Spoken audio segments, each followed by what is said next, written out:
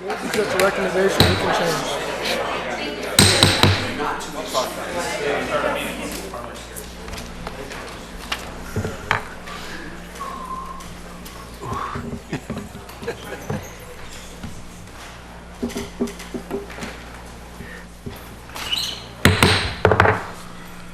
A regular meeting of the City Council was held in Council Chambers on Thursday, June 26, 2014, at 7 p.m. for the purpose of transacting any and all business.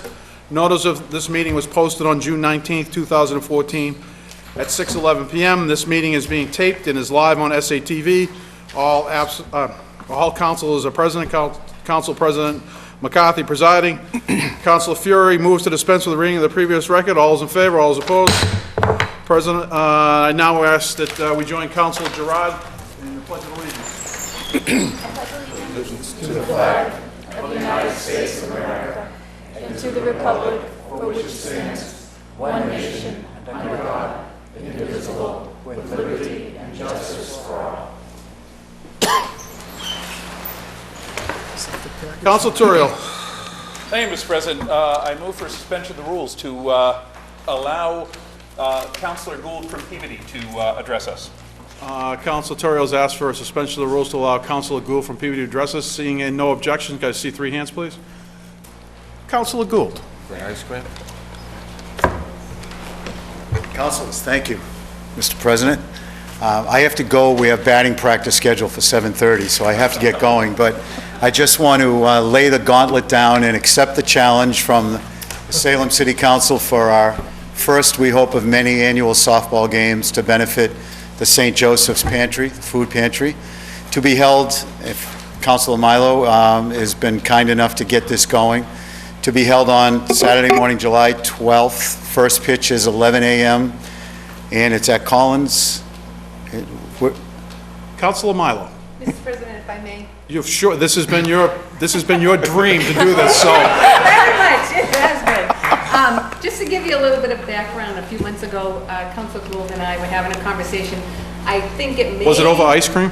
I think it may have been about world famous Treadwell's ice cream, but I'm really not sure. Thank you. And what came out of that conversation was a desire on both our parts to revive this Peabody versus Salem softball game that I guess happened many, many years ago for a number of years and has been absent. So we've gotten together, we've organized the game. We've got, now here's going to be the PSA. July 12th, starts at 10, first pitch goes out at 11. Chief St. Pierre is going to throw the first pitch out. Senator Joan Lovely will be the Umpire. Not official. Not the official. Not the official. Yeah. She'll be the umpire. She'll be the umpire. It is $25 to play. The respective mayors, city councilors will be playing, city hall folks. We hope that many of you will come out to participate, but also to be spectators at the game. It is to benefit St. Joe's Pantry in Salem, and after the game there will be a barbecue, and I'm pretty sure world famous Treadwell's ice cream will be present. And I think that's pretty much it. Thank you. And in all seriousness, we hope to raise some significant money. Whatever we raise is going to a great cause, and we're very much looking forward to hosting it, to having you host it, and thank you very much for allowing me the time to be here, Mr. President. Any further questions from any members of the committee? Want to throw any gauntlets down or statements? Councilor Eppley. Yes, thank you, Mr. President.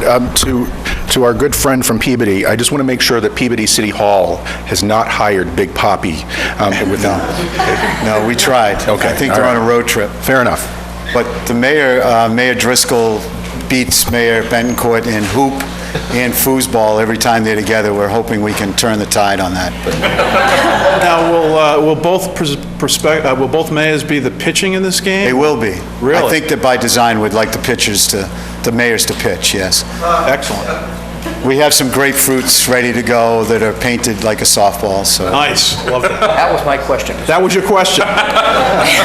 Excellent. I've seen pictures of that happening before. Yeah, I believe it was that, Mayor Terigian Eileen- and Mayor back- Terigian. I believe back in the day, Eileen's father used to umpire those games and used to pass off the various grapefruits and whatnot Yes. during the game. But we'd love to have everyone that can come out for a great cause. And you've got batting practice tonight, so that means do. the rest of us, we got to get ready. So, Thank you for your time. Council Gould, so thank you so Appreciate much. it. Thank you. Thank you, Elaine. Bye-bye.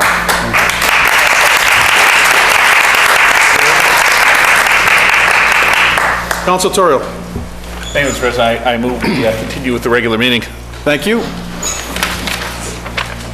Public testimony. We have 4 people, I believe, 5. So we're going to start at the top. Marie, I'm sorry, I can't pronounce your last name, Marie? Yes. You get to talk. Right up to the podium, please. Name and address for the record, please.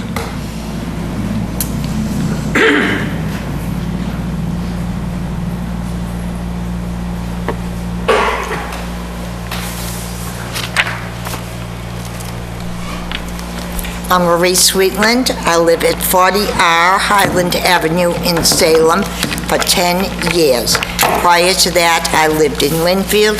Prior to that, I traveled for Sears at Roebuck. I heard about a grant from the Federal Reserve Bank on Channel 6, your news channel. I didn't catch the whole thing. I dug into it. Finally, I found in a Salem paper, I think it was your Gazette or something, Salem receives Working Cities Challenge Award. This is the Bank of Boston. I worked with them for many years. This is a wonderful grant. Wonderful people coming to your city. Well, I'd like to know how this money was divided, especially in the Point area. I walk there every day. I would like to live there. Your slum has turned into the best neighborhood in Salem.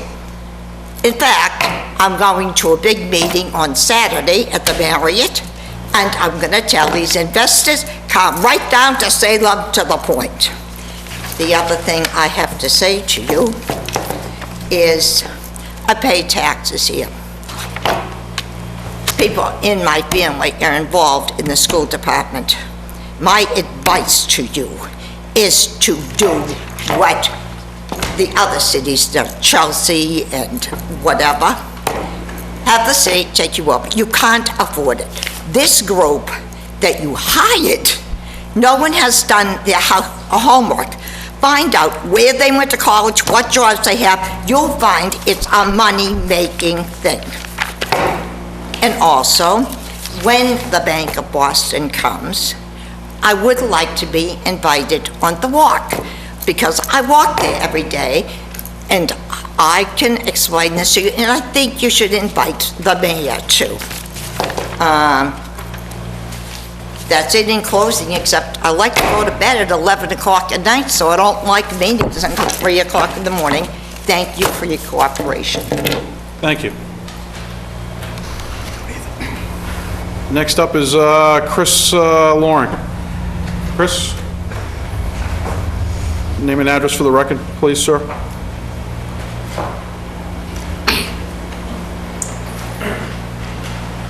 Good evening. My name is Chris Loring. I'm 19 Carlton Street. I'm sorry I failed to mention that last time. Regarding the Farmer Brewer's pouring permit, I just want to make one comment in that there's still some lack of specificity about the on-premise consumption for sale at the farmer brewer, farmer distillery, farmer winery. And so, I think as we go through this, one of the things we have to pay attention to is we don't mention that, it's going to be interpreted either that you can't do it or maybe that you can.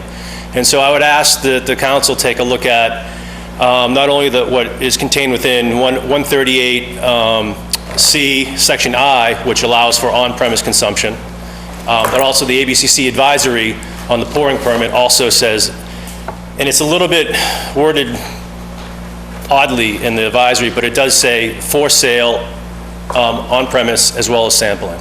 So I'd just like to see those make their way into the ordinance. These licenses that are being awarded do not count to the cap. So I think it'd be in our best interest as a city that we take these licenses in, the pouring permits.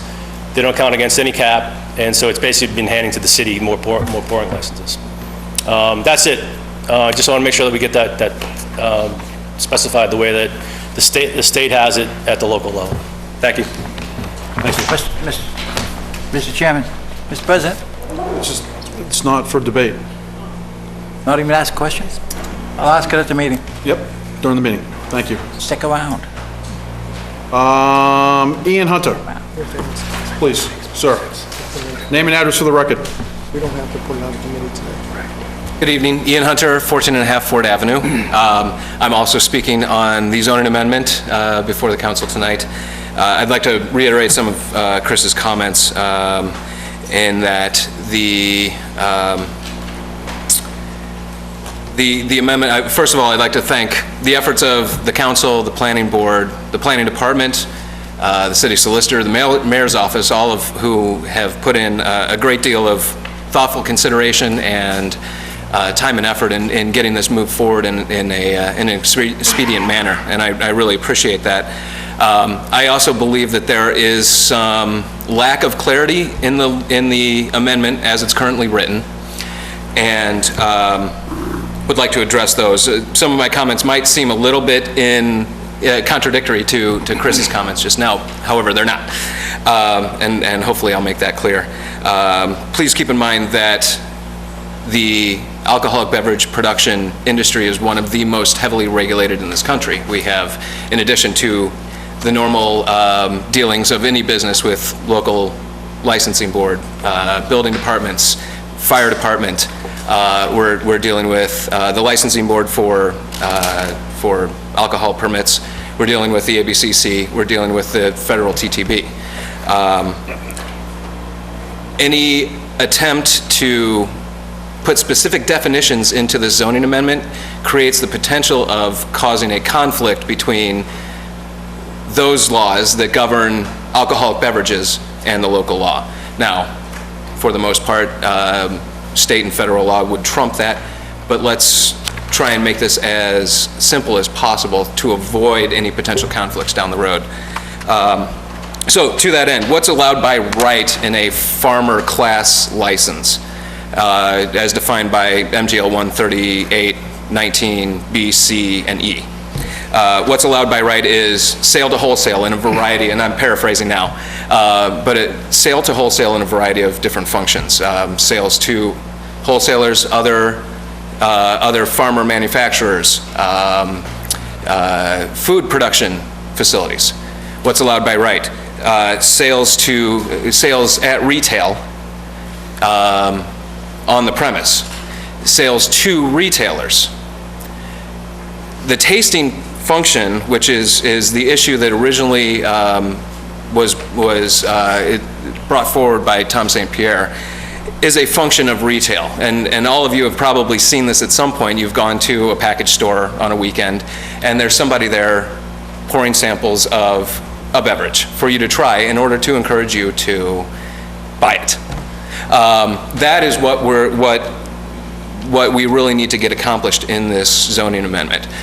The pouring permit is allowed, but by the decision of the local licensing board. And my concern here is that the ordinance states that pouring samples requires a pouring permit. So what I would ask the council to seriously consider is to simplify the language in this amendment by removing and under the definition of tasting room in the first sentence, Commonwealth of Massachusetts, alcoholic beverages has a Commonwealth of Massachusetts issued farmer series license. That's the license issued by the state, as per MGL 138, sections 19B, 19C, and 19E. So removing the pouring permit, replacing license, and striking the paragraph subclauses of N, and O respectively. This, again, will simplify the zoning amendment to be in line with current state law and prevent any future conflict of assuming that state law changes down the road. That is it. Thank you very much. Thank you. T.Z. Riley Goggin. Name and address for the record, please. T.C. Riley Goggin, 9 Wisteria Street. As you know, I keep my finger on the budget because the budget here in the city of Salem is not creeping up, it's galloping. And there's one item on the budget tonight that it is an appropriation of $10,000 out of free cash, fund balance, or whatever, for a project for the contractual services for the mayor. And I would like to butt in here because part of it is for personal types of ashtrays and things like that. And it's also a program that is going to try, probably, in my humble opinion, I didn't read the whole thing, was to help stop the smoking and stop people throwing butts in the grounds around the city of Salem here, probably at the parks and probably in front of businesses. But I would like to recommend that you take this, put it in committee, and take a good hard look at it. Because also on the budget tonight, you have a $9,500 appropriation for the police summer camp for children. That's for the whole entire summer for children, and that's under the police, and it's a wonderful program. But I go back to the 10,000 program, and I say, maybe that's a type of advertisement, and maybe that's something that maybe the business people should get into, and not the taxpayer. And the other thing, too, is tonight we wind up our last meeting before we jump into fiscal year of July 1st.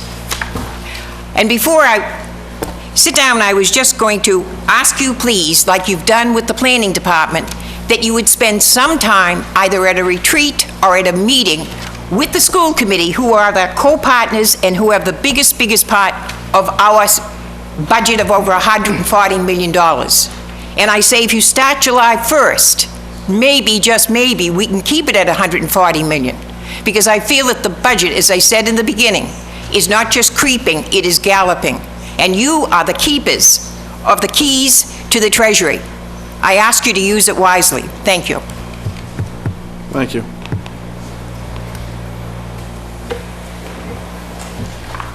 Kristen Cordy. And Kevin, you guys coming up together? Yes. Could we? Sure. Great.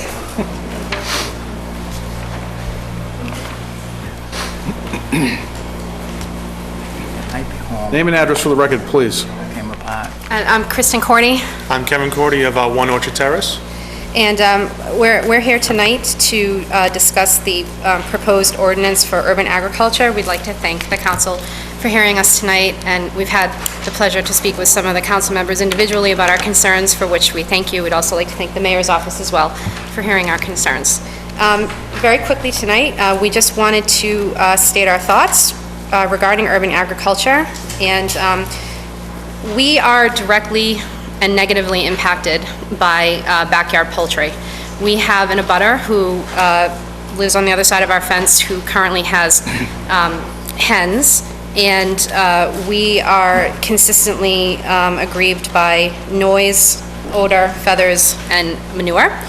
And the proposed ordinance, we do not feel is a solution for residents in thickly settled areas to have a quiet and healthful enjoyment of their property. As a result of the poultry from the abutter, we are unable to utilize our backyard. We literally cannot use our backyard for fear of disease transmission. We also cannot have elder persons on our property, we cannot have infants, and we cannot have pregnant women. My doctor has prohibited me from going into my own backyard because we are currently family planning, and if I come into contact with with manure, the potential for toxoplasmosis can be transmitted to me and transmitted to my fetus. So that is a very real risk that we deal with on a daily basis. My husband also has health issues, and his doctor has prohibited him from using our backyard as well. I think that's it. We are asking the council to give consideration to incorporate a lot size minimum. We currently are at 4,700 square feet, and our abutter is at 5,000 square feet. And there is nowhere on that property line that allows us to have a peaceful and healthful enjoyment of our property with respect to the odor, the noise, the manure runoff which comes into our yard, et cetera, et cetera. We'd also like to ask the council to increase the setbacks.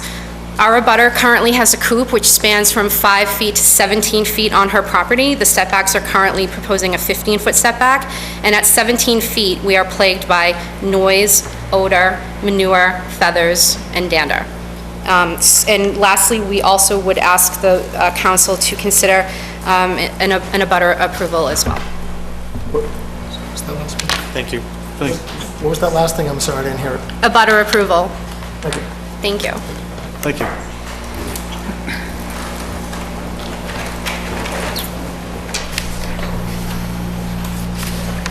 That was the last one for public input. Hearings, none. Appointments and reappointments. Held from the last meeting, the mayor's appointment of Larry Spang to serve as a full-time member of the Historical Commission with a term to expire January 10th, 2016.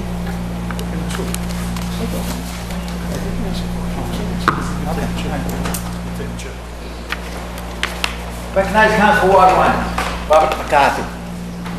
Thank you, Mr. President. I want to thank Mr. Spang.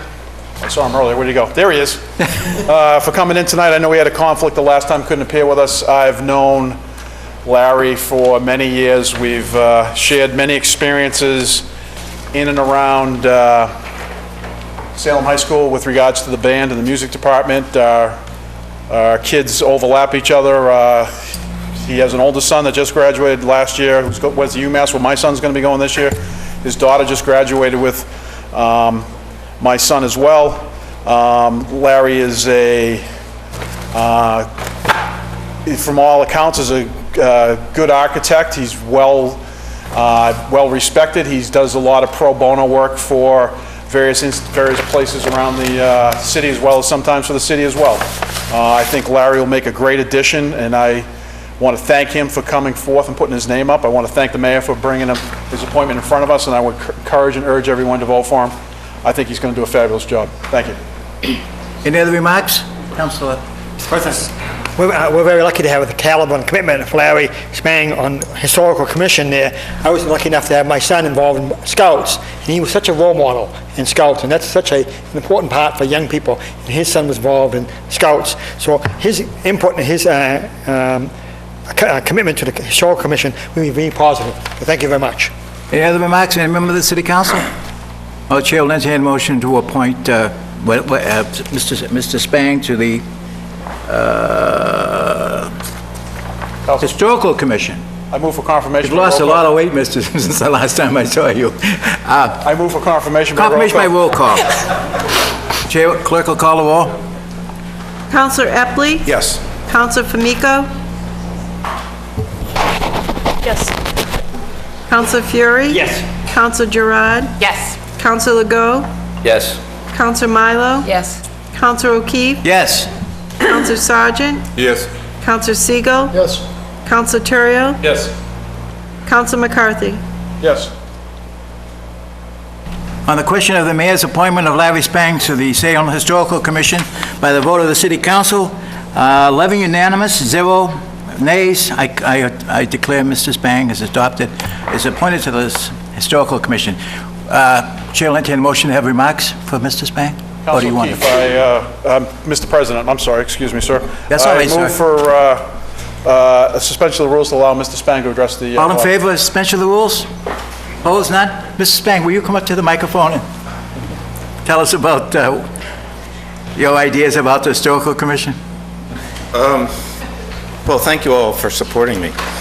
I have been serving off and on with the Historic Commission, I think, for about 12 years, plus or minus, and most recently as an alternate. I had to step down from the commission a few years ago to take over running the Boy Scout troop, which happened to be on Wednesday nights as well. So I welcome the opportunity to step back now as a full-time member. I appreciate that. I do think the work of the commission although long hours is important to the neighborhoods which it serves. And as an architect, I try to bring some sense of bringing the design side and the historic concerns together to lead to some good results both for the commission and the homeowners. So again, thank you very much. Appreciate it.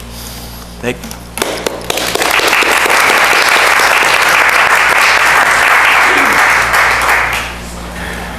Councilor McCarthy, wish to... No, stay right there. Councilor McCarthy. Held from the last meeting, the mayor's appointment of John Russell to serve as a member of the Council on Aging with a term to expire November 12, 2015. Councilor McCarthy. Thank you, Mr. President. I move for confirmation by roll call vote. Councilor moves for confirmation of John Russell by roll call vote. Remark, Councilor? On discussion. Thank you, Mr. Russell is here with us tonight. I've gotten to know Mr. Russell over the last bunch of years from living in Ward 1. I'm proud to say a Ward 1 resident.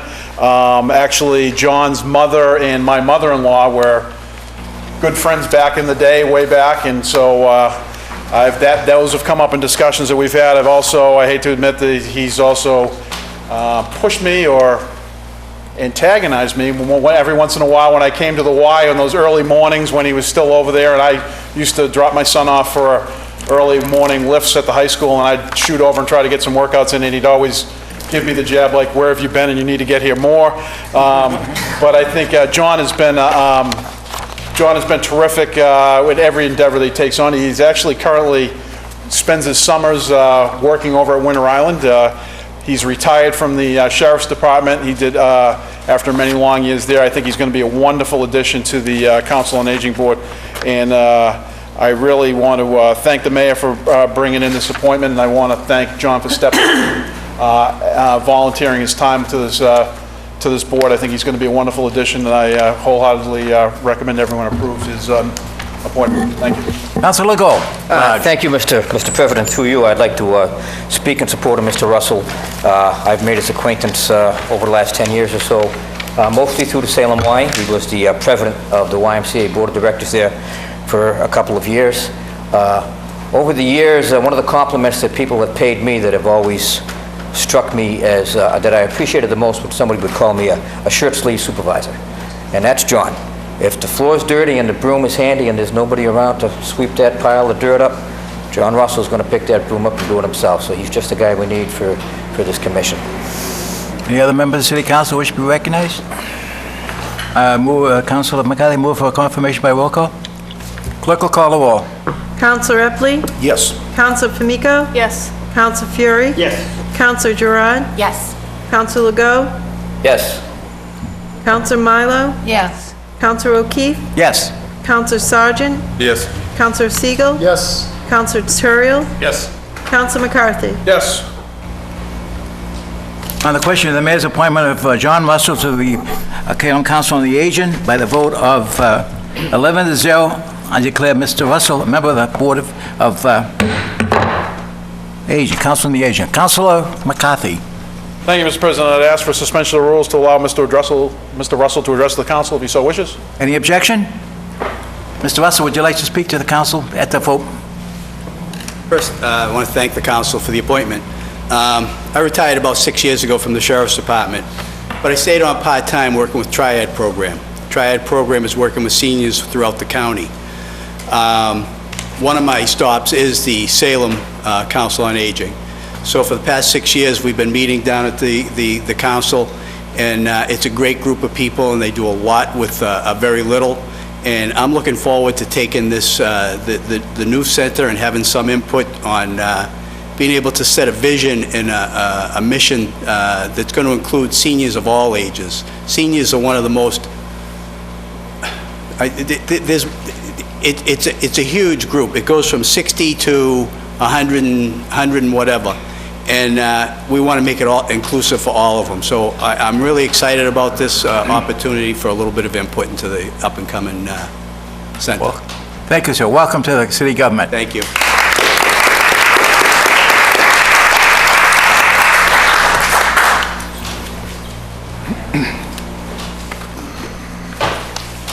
Thank you, Councilor. Further appointments and reappointments. Held from the last meeting, the mayor's appointment of Grace Harrington to serve as a member of the Salem Redevelopment Authority with a term to expire February 1st, 2017. Councilor O'Keefe.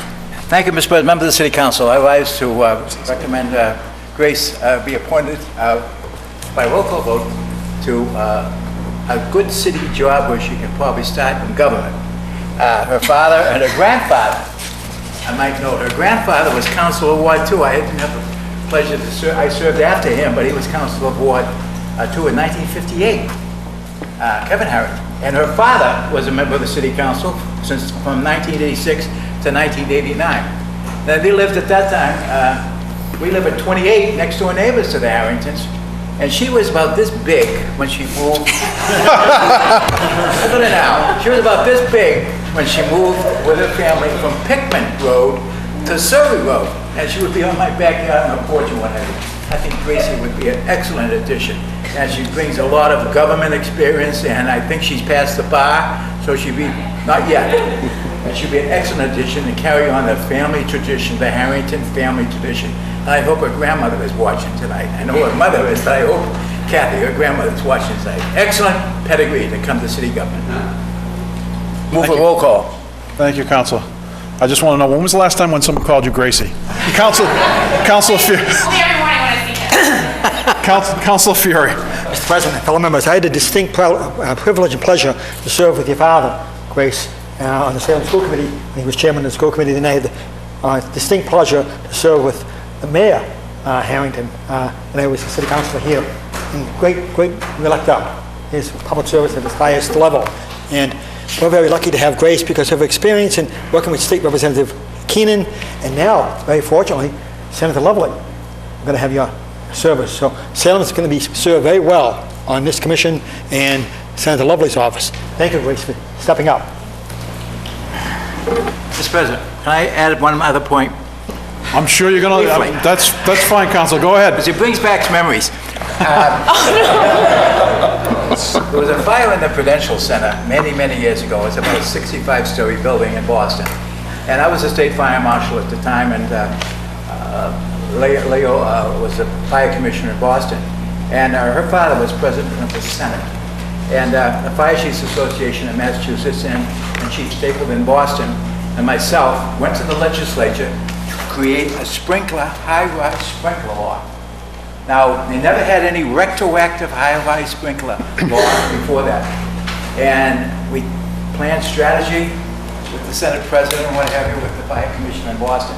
And every fire chief in Massachusetts, I had him show up in uniform the day of the hearing. And we convinced the legislature, the committee, and the legislature to adopt sprinkler law in Massachusetts. We're the second state to require retroactive sprinkler law. It wasn't prospective. It wasn't for buildings that were going to be built from that point. It's going back and grab the Prudential Center and every building over 70 feet, which is 7 stories, and that's the length of aerial ladder trucks, where aerials will go up that high. So that's what the history of her father. And yesterday was the celebration of the Salem fire, the commemoration of the fire. And then, little things like that is so important. Every building in Massachusetts over 70 feet now has to be sprinkled. Great business for architects and engineers. But it was thanks to her father, that was the president of the Senate, that helped the Fire Commission in Boston, who had the fire, and there was no way they could fight the fire. There was no sprinklers. And imagine that, a 70-story building without sprinklers. And you go to a hotel anywhere in the world today, and even in Hong Kong, they have sprinklers in high-rise buildings because of Massachusetts and New England and the United States. God bless the United States. Thank you. Thank you, Council. Move for roll call by... Any further discussion? No, sir, not tonight. On this matter. Seeing none, Madam City Clerk, will you please call the roll? Councilor Epley? Yes. Councilor Famico? Yes. Councilor Fury? Yes. I know Kevin. Councilor Gerard? Yes. Councilor Legault? Yes. Councilor Milo? Yes. Councilor O'Keefe? Yes. Councilor Sargent? Yes. Councilor Siegel? Yes. Councilor Terrio? Yes. Councilor McCarthy? Yes. On the matter of the appointment of Grace Harrington to serve as a member of the Salem Redevelopment Authority, 11 members voting, 11 in the affirmative, none in the negative. The matter carries. Councilor O'Keefe. Move for unanimous consent to allow Ms. Harrington to address the city council on this matter. Councilor O'Keefe moves suspension of rules, allow Ms. Harrington to address the city council. Seeing no objection. Gracie. Sorry, I had to throw that in, sorry. Thank you very much for having me here tonight. I want to say thank you to the mayor and to the council members, especially Councilor O'Keefe for that warm introduction. I really appreciate this opportunity. I'm very excited for it. As many of you know, I work for Representative John Keenan now, and I've had the great opportunity to have a lot of exposure to the many developments and projects in the city of Salem, especially in the downtown area. So I'm excited and anxious to parlay that experience into the SRA, and again, just want to thank the council for having me here tonight. Thank you. Mr. President.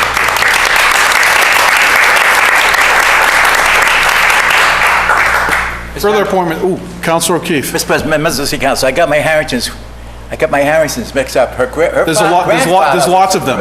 Wow, there's so many of them.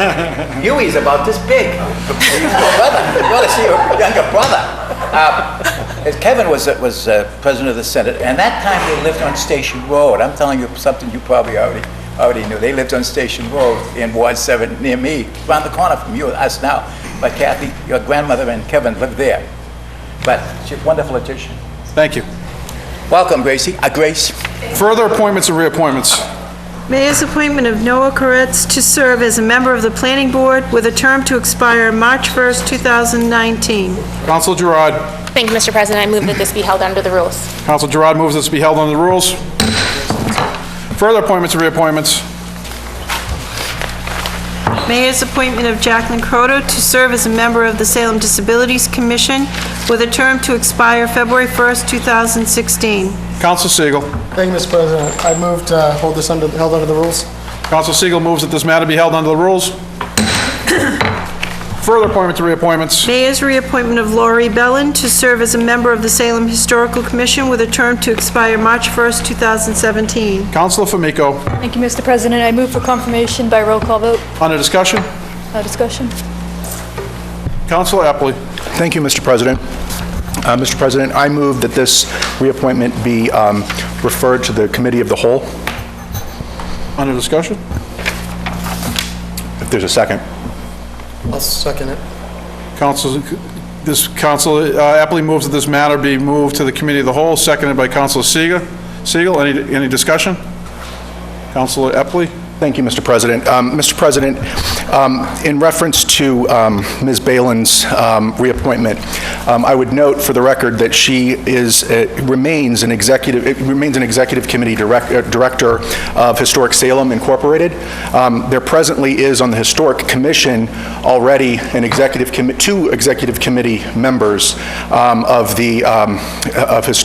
Historic Salem Incorporated, and an additional member who is the spouse of Historic Salem Incorporated as well. There are 7 total permanent members, Mr. President, to the Historical Commission.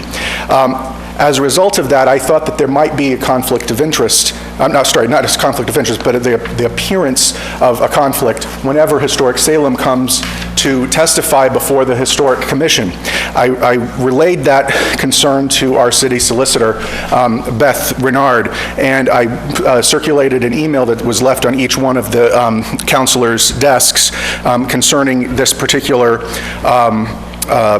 issue, and I'm not going to read the entirety of it, but I would just note that one of the sentences included within Beth Renard's response to me was, "Here, where our commission has several members with ties to HSI, a reasonable person having knowledge of the relevant circumstances may conclude that such a commission member might be improperly influenced because of this relationship." I continue to have that concern, Mr. President.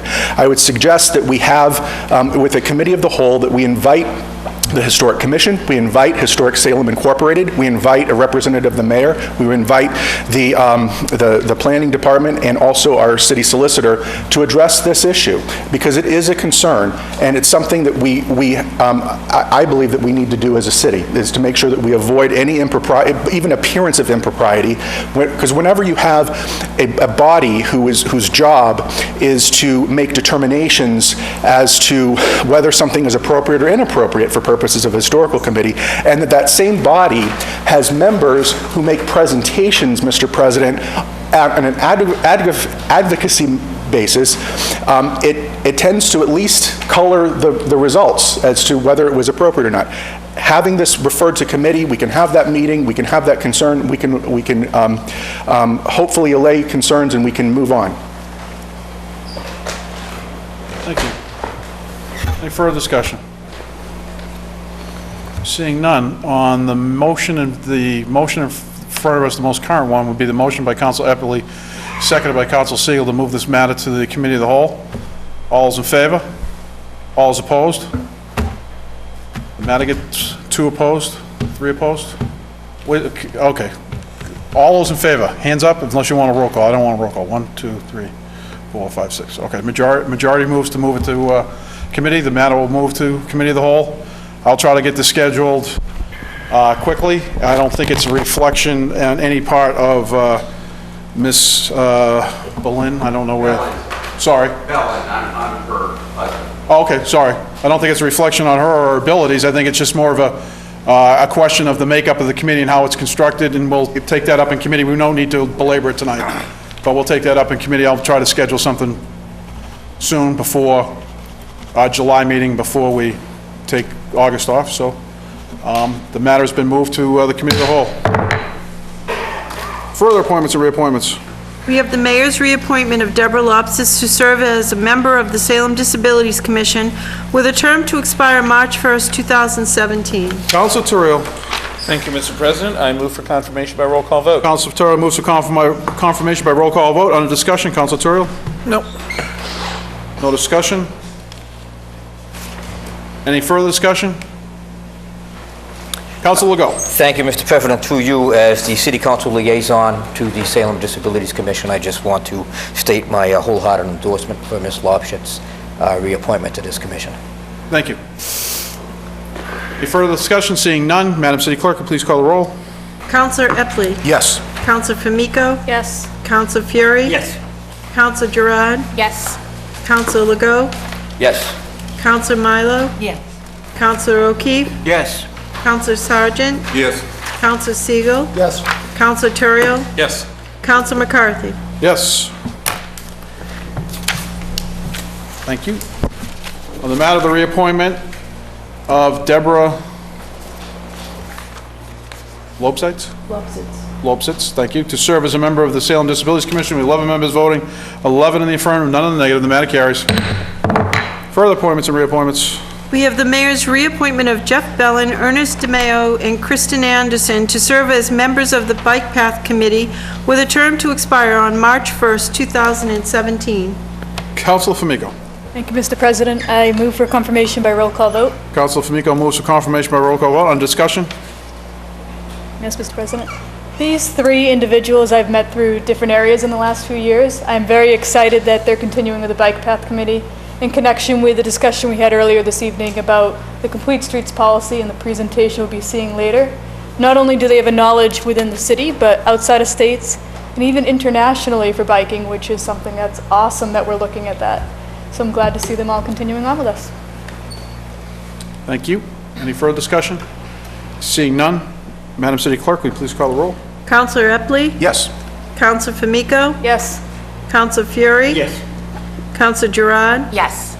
Councilor Legault. Yes. Councilor Milo. Yes. Councilor O'Keefe. Yes. Councilor Sargent. Yes. Councilor Siegel. Yes. Councilor Turiel. Yes. Councilor McCarthy. Yes.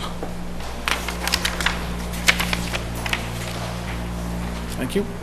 On the matter of the reappointment of Jeff Bellin, Ernesto DeMeo, and Kristen Anderson to serve as members of the Bike Path Committee, we have 11 members voting, 11 in the affirmative, none in the negative. The matter carries.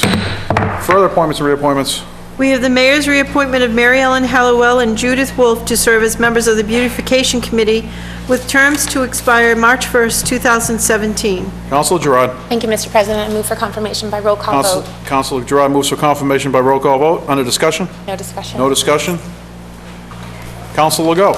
Thank you, Mr. President. Through you, I just want to state very clearly that I absolutely endorse these reappointments, but I also want to compliment not only these appointments, but the entire Salem Beautification Committee. You go out on a lot of Saturdays and Sundays, and you see them out there working on these traffic islands on their own time, sometimes actually spending their own money, and they do really outstanding work out there. The downtown is much more attractive because of their work and because of their dedication. And I would encourage everybody out in Salem, when they see these folks, call out because they do great work. Thank you, Mr. Agree President. wholeheartedly. Thank you. Council Famico. Mr. President. Judith Wolf in particular, in addition to do the beautification and planting things around town, this woman is an unbelievable asset.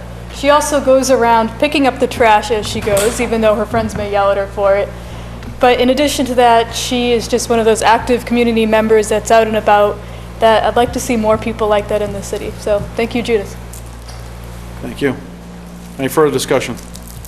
Seeing none, Madam City Clerk, will you please call the roll? Counselor Epley? Yes. Counselor Famico? Yes. Counselor Fury? Yes. Counselor Gerard? Yes. Counselor Legault? Yes. Counselor Milo? Yes. Counselor O'Keefe? Yes. Counselor Sargent? Yes. Counselor Siegel? Yes. Counselor Terrio? Yes. Counselor McCarthy? Yes. On the matter of the reappointments of Mary Ellen Hallowell and Judith Wolf to serve as members of the Beautification Committee, we have 11 members voting, 11 in the affirmative, none in the negative. The matter carries. Further appointments and reappointments. We have Mayor resubmitting the following staff reappointments from the February 13, 2014 meeting to correct the terms of the appointments per ordinance. Catherine Fabizewski and Sarah Stanton. Councilor O'Keefe. Mr. President, members of the City Council, I move that the mayor's order requesting these reappointments be clarified as she's indicated. Catherine Fabizewski, Assistant Treasurer, corrected term to expire on January 31st, 2017, and Sarah Stanton, Finance Director, Auditor, corrected term to expire on January 31st, 2017. Moved by roll call vote. Thank you, Councilor. Any further discussion? Seeing none, on Councilor O'Keefe's motion to confirm by roll call vote, Madam City Clerk, will you please call the roll? Counselor Epley? Yes. Counselor Famico? Yes. Counselor Fury? Yes. Counselor Gerard? Yes. Counselor Legault? Yes.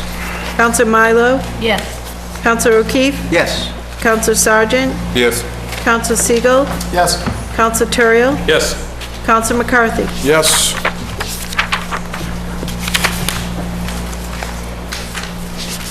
On the matter of resubmitting the following staff reappointments with corrected expiration terms, we have 11 members voting, 11 in the affirmative, none in the negative. The matter carries.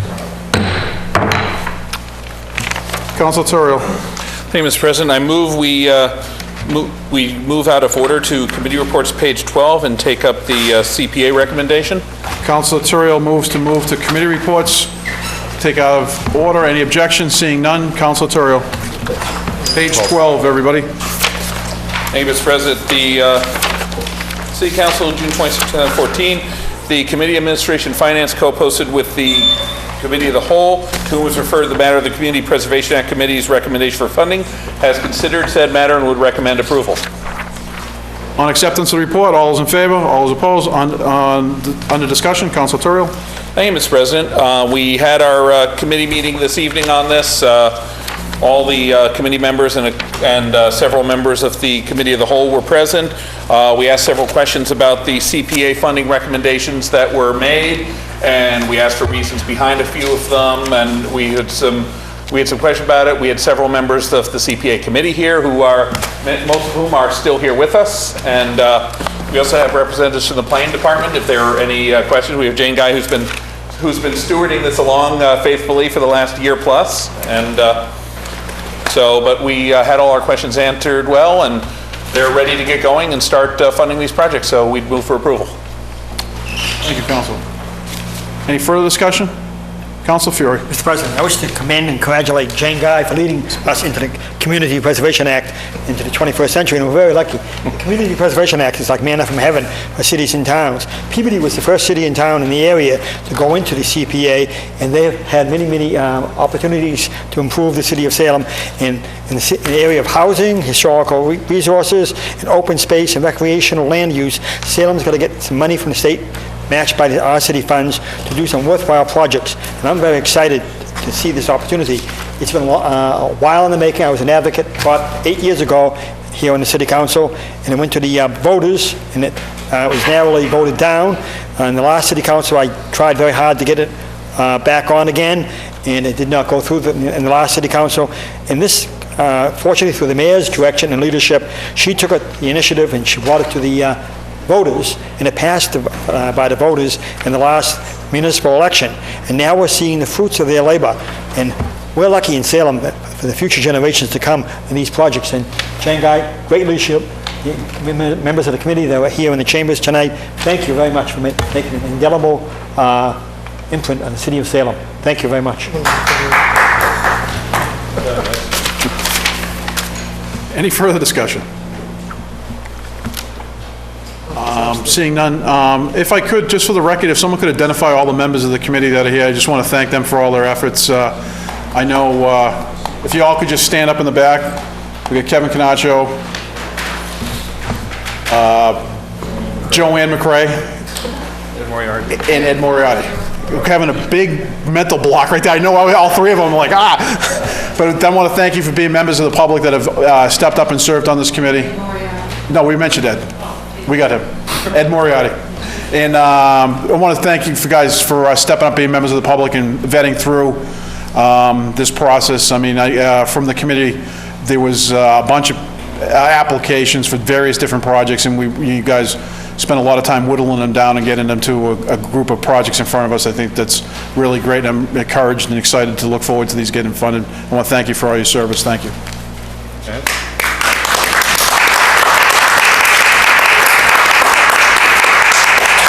I would recognize Jane, but I mean, she was already recognized. Jane, it goes without saying.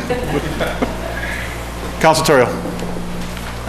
Mr. President, I move for approval. Council Terrell moves for approval. Any further discussion? Seeing none? All those in favor? All those opposed? Does that require, Madam City Clerk, does that require a vote? No? Okay. Thank you. Council Terrell.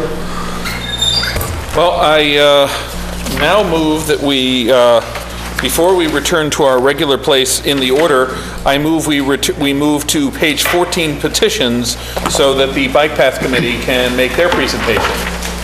Thank you. Council Terrell's moves to take out of order the petition from the Bike Path Committee to address the City Council. Any objection? Seeing none. I've been guaranteed that the presentation will be 10 minutes or less. Yeah, okay. And if it's okay if it goes over to 12. Okay.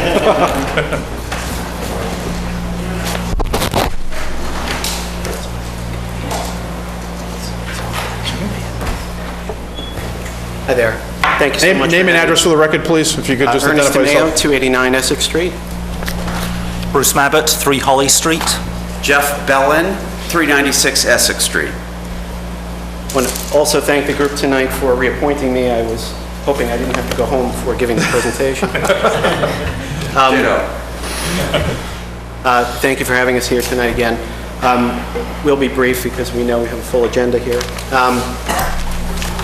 Imagine, if you would, a time, a year or 2 or 3 from now, where tourists coming to Salem, taking the ferry across, find our bike share program and our bike maps, and are able to ride on city streets on protected lanes, free to navigate throughout the city in complete safety.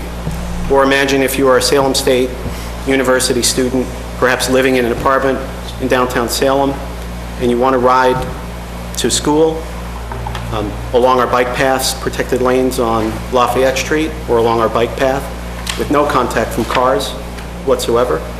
Or maybe you're a father, there's my lovely daughter Elizabeth there, and the Salem Soul and Jazz Festival is taking place on a weekend in the Willows, and you decide to take your family up to the Willows on your bicycles because it's a beautiful day and you don't like parking on the side of the hill or navigating cars through hundreds of people.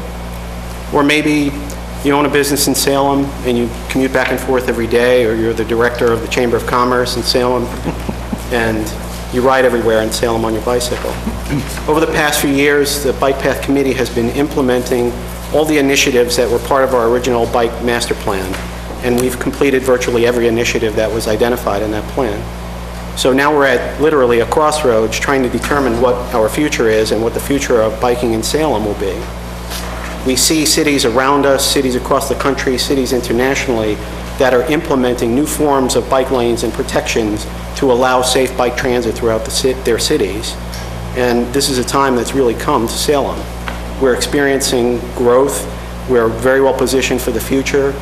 Being involved in the Design Review Board, as I am, we have approved large projects that are slated to be constructed soon. Through the proper management and good guidance by our city, we have improvements coming on Blaney Wharf, at the Footprint Power Station throughout our city. If anything, our population is growing, density is growing, with more people, more cars. We need to think holistically about how people move through our city and how we can accommodate them safely. I know as a parent, biking with Elizabeth through Salem the last few years has been a fairly challenging proposition, and we understand that if proper protections were in place, that ridership in Salem would grow substantially. We've recently conducted an event at the Peabody Essex Museum. There was many hundreds of people attended the event. We actually had maps of the city, and we asked people to draw places on the map where they'd like to see bike lanes, and participation was very high and enthusiastic. So over the last few months, the Bike Path Committee has been thinking, what is the next step? And as part of a master plan, not the complete master plan, but as part of a master plan, we're proposing that a framework of protected lanes be established in Salem along our gateway streets. We refer to that plan as Vision 2020.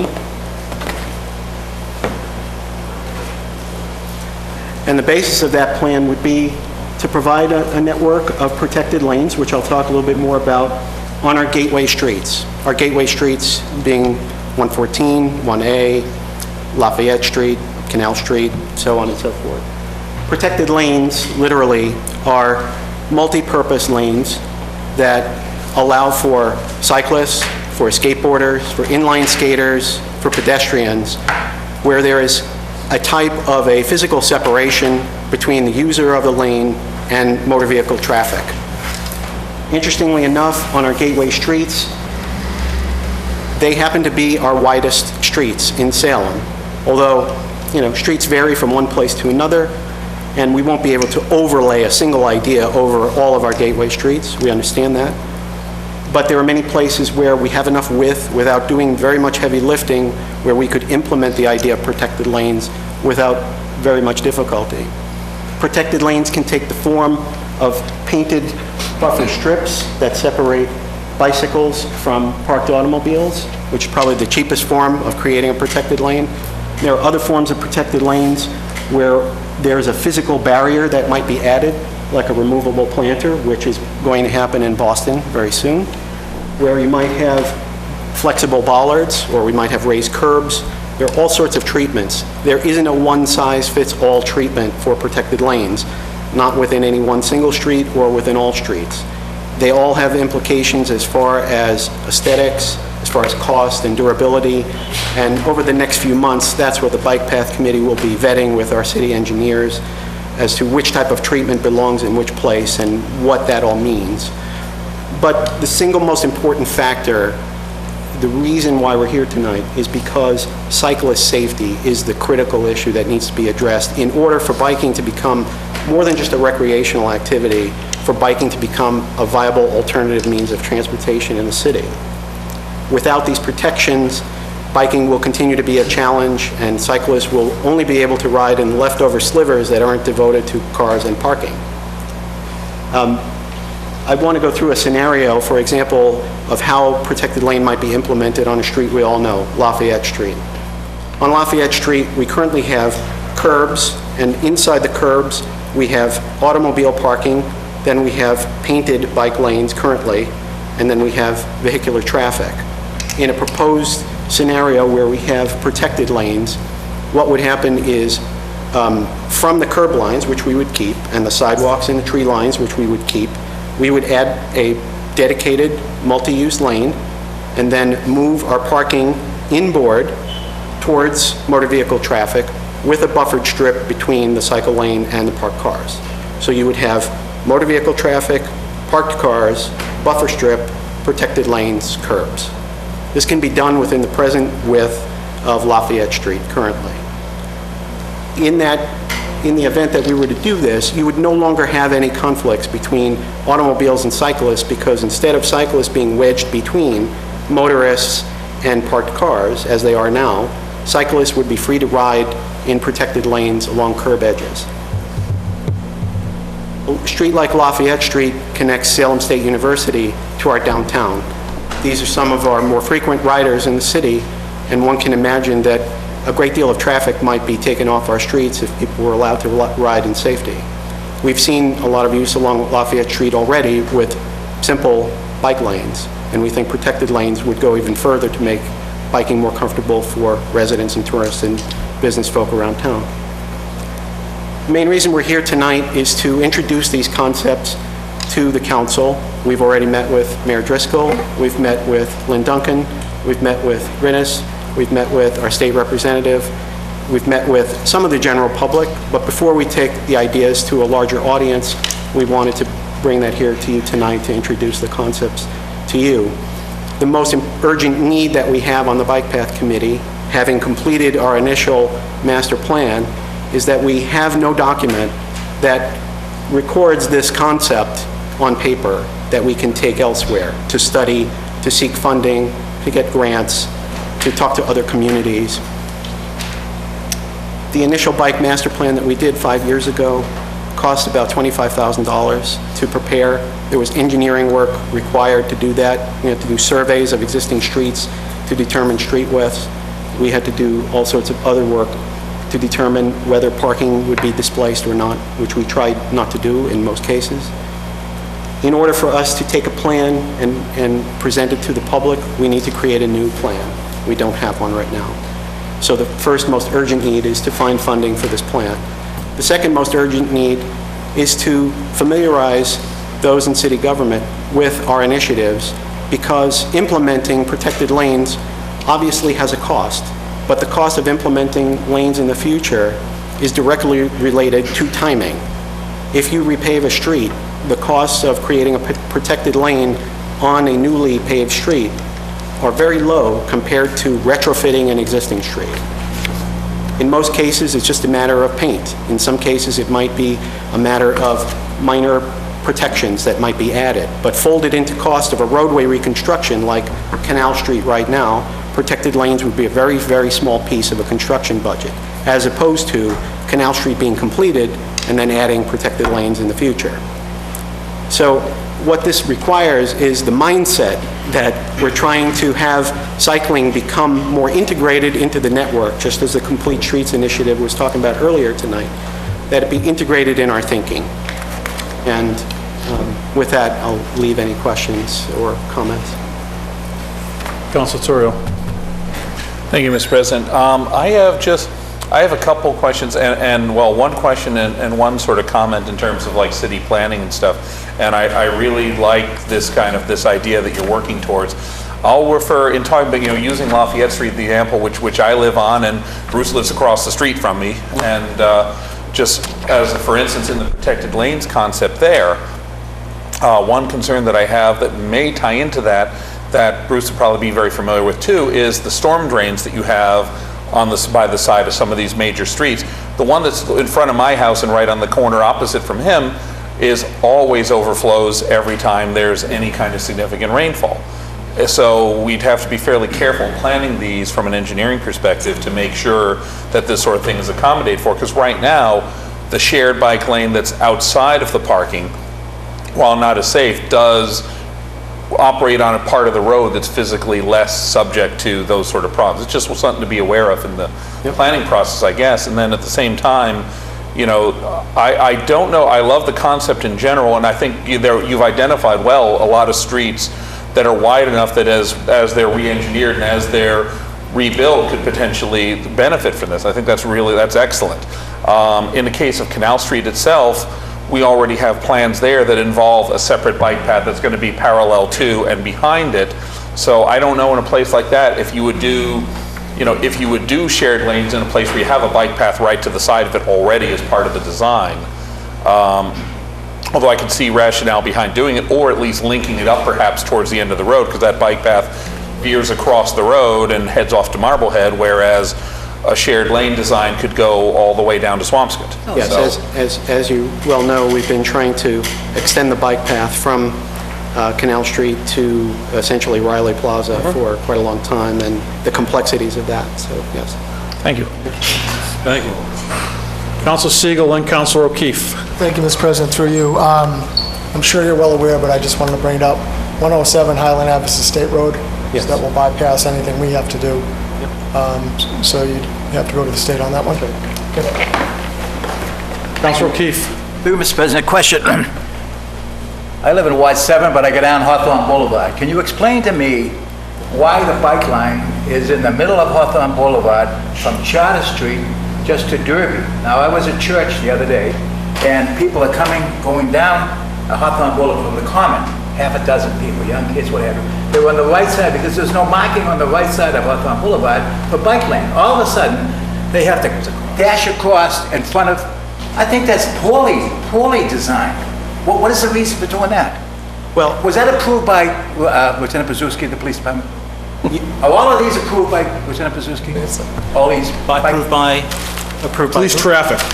Yeah, police traffic, I mean, yes. These, you okay, just can't so stripe the street without having some kind of... the situation you're talking about, you're talking Congress and No, I'm talking about cars matching up with bikes. Essex and Hawthorne Boulevard, right? That's where it begins. You have this lane in the middle of the street. Yeah, and that's... You can't address everyone. That is a design that we would rather not see. You're right, it brings motorists into conflict with cyclists, and it is a design that we feel that could be done much better. And we're having protected lanes, you would not see that sort of veering across from the far right over to a center to go straight or anything of that nature.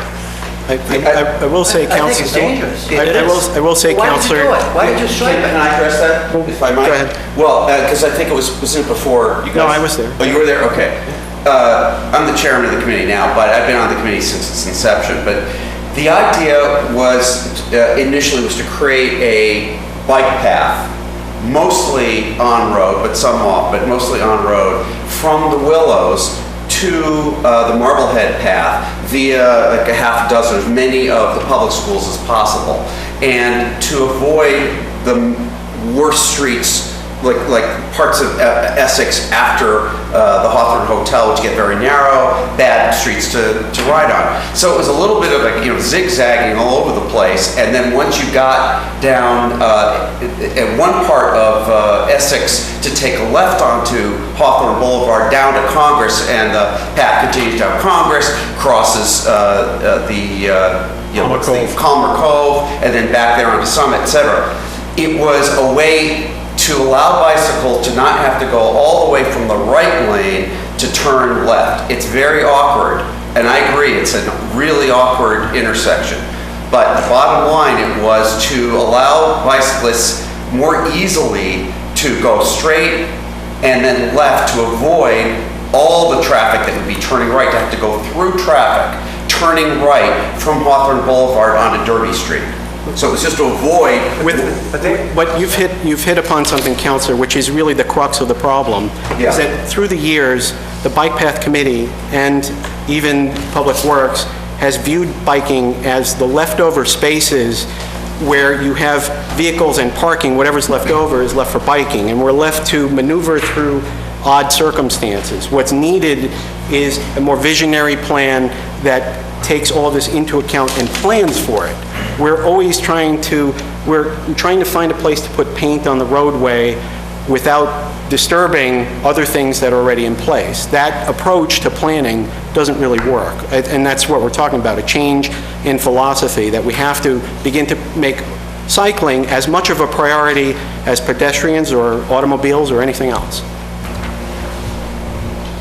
Councilor O'Keefe, you still Wish have the the city floor. would paint some of the crosswalks in my ward and spend all the money they spend on your bike rides. Some of my crosswalks, people can't even see you walk across the street. But all of a sudden, we have these tremendous double-lane white strips down Hawthorne Boulevard, which I think is dangerous. Now, have you asked Lieutenant Pazuski about that bike path in the middle of Hawthorne Boulevard from that funeral home to Congress? Did he get you approval? You get his approval? That got all approved. Yes. And there was much debate on all sides. I don't think anyone was happy with the final solution. I think it's a bad idea. We'd love to change it. We would love to change it. Again, the idea was to avoid bicycles having to fight through traffic turning right, but it was not a great solution, believe me. None of us on the committee love that solution. Don't, because I need that paint on some of the crosswalks in Ward 7, not striped down on someone else's ward all the way to Lafayette Street. I mean, I can't even get my crosswalks painted and come downtown and, everything. You have good connections, the bike committee. Well, Council totally Ward 7 understand.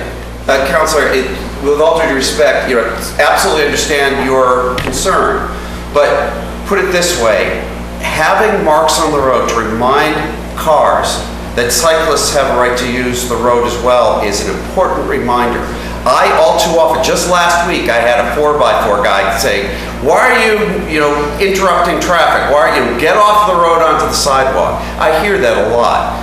Those painted stripes on the road remind cyclists that we are entitled to use the road. So they're important to have, and hopefully it's not one or the other.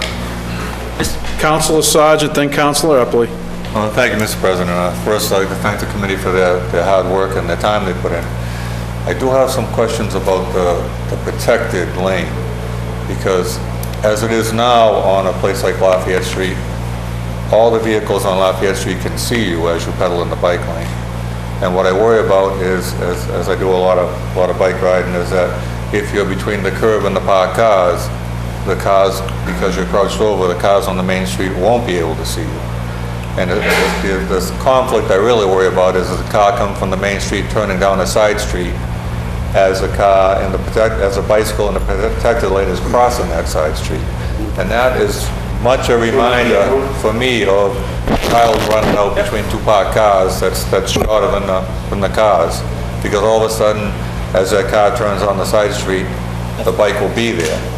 And it may turn out to be less protected than we were trying to accomplish in that situation because of the sight lines. I'll quickly take that one. Last Saturday, actually, I attended a seminar at Northeastern University given by Peter Firth, one of the professors in transportation and engineering there, on protected lanes, how to design them, what sort of dimensions you need, and things of that nature. And he's studying the Netherlands, which is one of the places that cycling is the most prevalent. And there's a good point you raised, and it brings up an excellent issue of it's very well putting in a protected lane, but what happens when you come to an intersection? You're protected when you're in the street because there's a buffer of parked cars. That right hook that you're talking about, there's lots of ways to handle it, and you have to take the intersection as part of the protected lane as well, and give cyclists, there's lots of ways to do it, either it's a minor road or a signalized intersection, it depends how you handle it. But there are engineering solutions to avoid the exact scenario you're talking about. That has definitely been thought, and it's still a lot safer than what would happen if you get a car door in the bike lane, or if you get somebody who's like texting and like swerves into the bike lane, or somebody who pulls out of a parked car into the bike lane. Or even a bus that pulls over, not really looking, and now you're either squeezed in there, you have to go around the bus, way into traffic. I do, thank you, Mr. President. But that is, I understand in the way it is now, you can get the driver's side door, but in your protected lane, you can get the passenger's door. There'd be enough of a buffer zone, either a painted buffer zone or an actual physical separation, like planters, bollards, something there to prevent the exact scenario you're talking about. But my main concern is that crossing pattern where that car takes a right turn especially, and here comes a bicycle, because how practical would it be to put stop signs on the bicycle lane at every cross street? You know what I'm saying? There are engineering solutions which I can go into with you afterwards if you wish. I feel much safer when I can be seen by a driver than when I cannot be seen. And that's the thing I worry about. So, thank you. Councilor Epley. Thank you, Mr. President. First of all, this is fantastic. I'm very much looking forward to seeing a Vision 2020 for bike lanes and streets, with major streets within the city, and specifically going to Boston Street and Highland Avenue. Boston Street's a city street, and we heard the mayor actually when we had a committee of the whole meeting concerning the complete streets policy, and this is part of her view, and I think it's a great, smart view of if we're going through the process process of refabbing and rehabbing these major city streets, like Canal Street going on right now. It's going to happen with Boston Street as well. It's the perfect time to do it. Second of all, I'm glad my colleague's returning. In terms of Highland Avenue, it absolutely is a state highway, but I would add that, as the mayor indicated during the Committee of the Whole hearing on the Complete Streets Policy Initiative, is that I know that the mayor's office is in communications with the state and hopefully trying to coordinate, the timing not only of the refab of Highland Avenue, but hopefully this can be part of that solution as well. And so that it's in a sense, it's kind of a no-brainer. And this is the time to do it. So I'm hoping that, I'm in full support of this. This is fantastic. Thank you. And you can see that, one of the main initiatives is not only to provide access from one end of the city to the other with our protected lanes, but also to link us to the 6 abutting communities, Winter Island and the Willows. Salem right now occupies a link in a chain between Salisbury, Mass. And Boston, which is known as the Border to Boston Trail, which is under construction right now. And it passes through Salem, although we have no way to receive it or to bring it down south. All of the ideas that we're bringing forward today, all of the techniques for dealing with intersections and bike lanes have all been vetted and tested and are being built across the country. In Manhattan, you can get on a bike in Inwood Park on the northern tip of Manhattan and ride all the way to the Freedom Tower without ever coming in contact with an automobile. None of the initiatives that we're proposing today are new thinking, rethinking the wheel. This is tested and vetted, and there are lessons learned, and we'll learn from them. Councilor Gerard, then Councilor O'Keefe. Thank you, Mr. President. Just for clarification, so are you recommending on this bottom picture here under the safety that a street where people don't park, such as Highland Ave, that it would be designed in this manner, and then on a street where people are parking, like Lafayette or North Street, people parking on or people biking on the upper, like the upper example in that picture. As someone who made the mistake one day of trying to ride my bike down Highland Ave, it would be nice if, it was not good, but and that was once, but I've got to say that as someone who loves riding my bike, that I wish from North Salem, that I had a safe route to get over to Waikiki Beach. And I don't. And Ford Avenue is a perfect example of almost a no-brainer to convert that to a protected lane passage.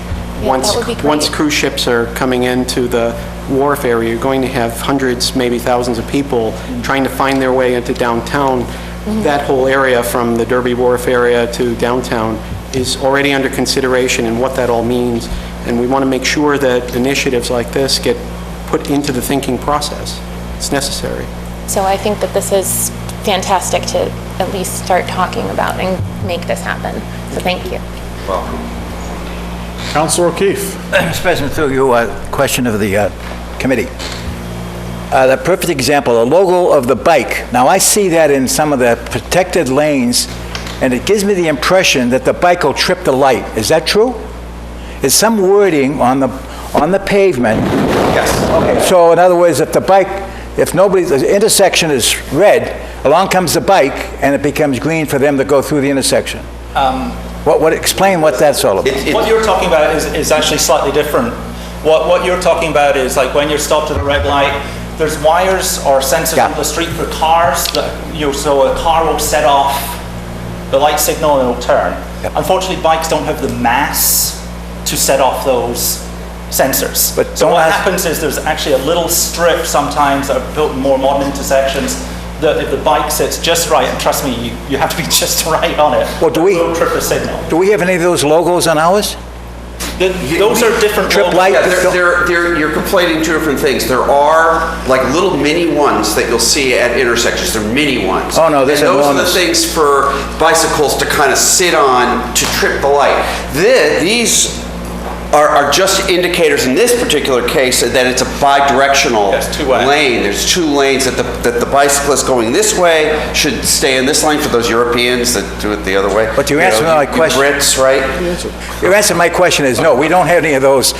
No, we don't have sensors. any of these yet. No. Oh, yet. Well, this is what we're proposing is from street to street, not a all size fits one size fits all, but look at the street and see what would be the best way to make the street most safe for cycling. But I think Lieutenant Pazuski should have some input into this. He does. He does. He does? Well, this is, we're not doing this on our own. Oh, I hope not. The previous decisions were all made through every office of Salem.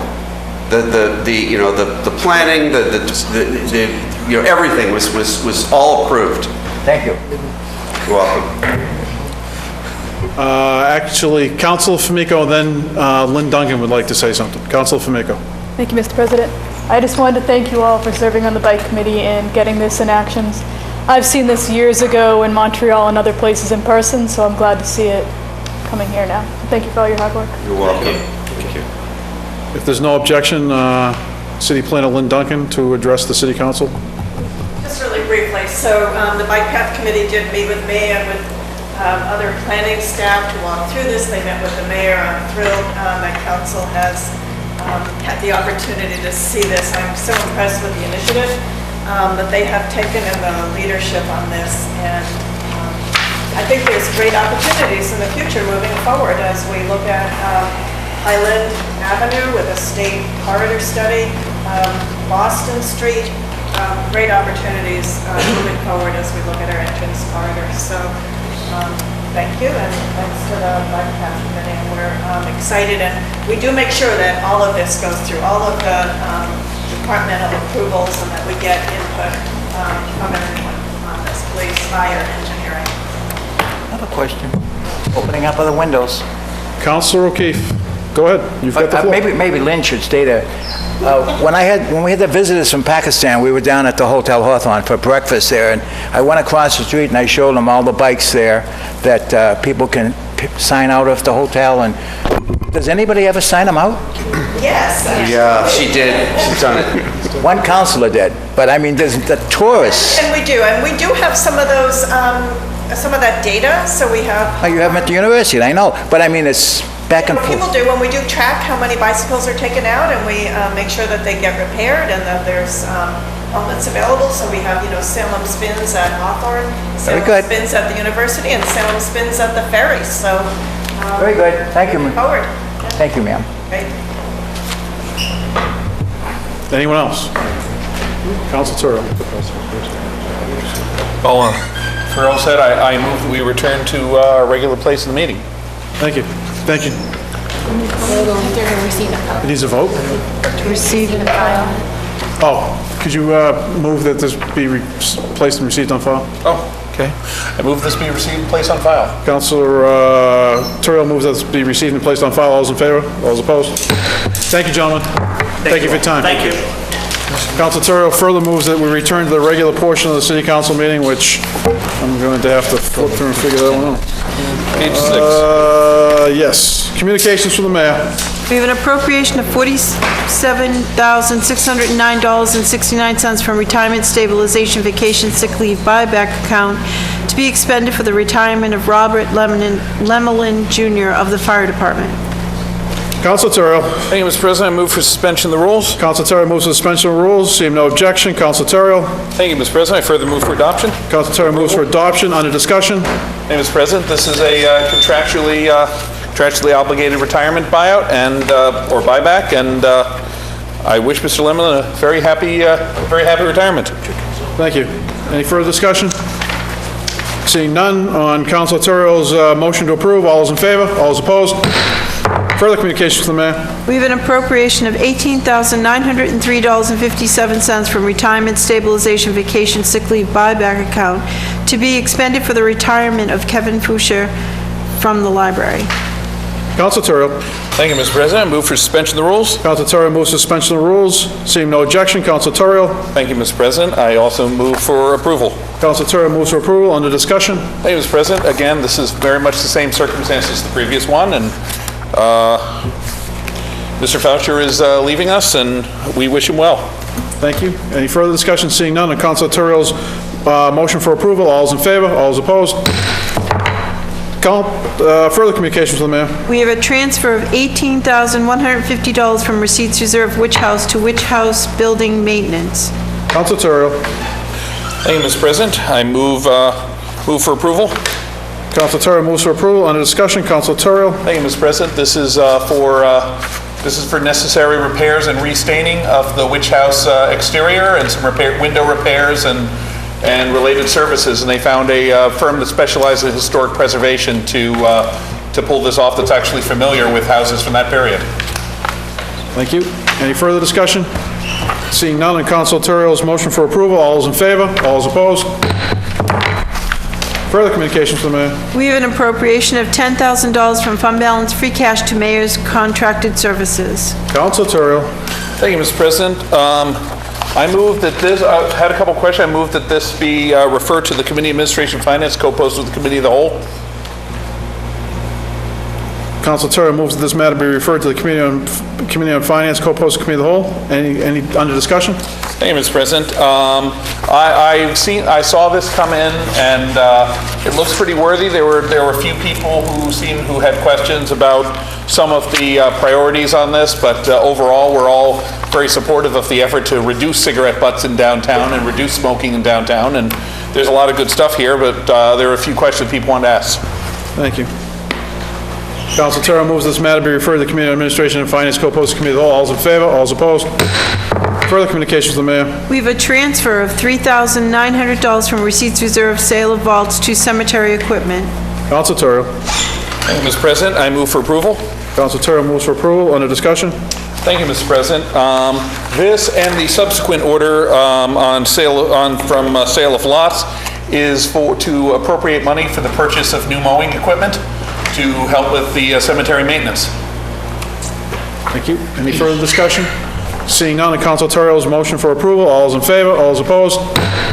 Further communications from the mayor. We have a transfer of $3,900 from receipts reserve sale of lots to cemetery equipment. Council Terrell. Thank you, Mr. President. I also move for approval. Council Terrell moves for approval. Under discussion. Thank you, Mr. President. This is the rest of the money for paying for it. Thank you. Any further discussion? Seeing none, on Council Terrell's motion for approval, all those in favor, all those opposed? Further communications from the mayor. We have an order to accept the donation totaling $9,500 from the following for the Police Department Summer Camp Program: Danvers Bank Charitable Foundation and Eastern District Attorney. Council Terrell. Thank you, Mr. President. I move for adoption. Council Terrell moves for adoption. Under discussion. Thank you, Mr. President. This is a very generous donation from the Danvers Bank and from the Eastern District Attorney's Office. It's wonderful that we've gotten this much money, $9,500 in total to support our police summer camp program. It's great that we get so much community and organizational support for this program that helps at-risk youth around the area, and we really thank you for it. I couldn't agree more. Any further discussion? Seeing none, on Council Terrell's motion for adoption, all those in favor? All those opposed? Further communications from the mayor. We have a resolution to authorize the mayor on behalf of the city of Salem to enter into a tax increment finance agreement for the expansion of Jacqueline's Wholesale Bakery, Inc., located at 96 Swampscott Road, Salem. Council Terrell. Thank you, Mr. President. I move this be referred to the Committee on Administration Finance, co-posed with the Committee of the Whole. Under discussion.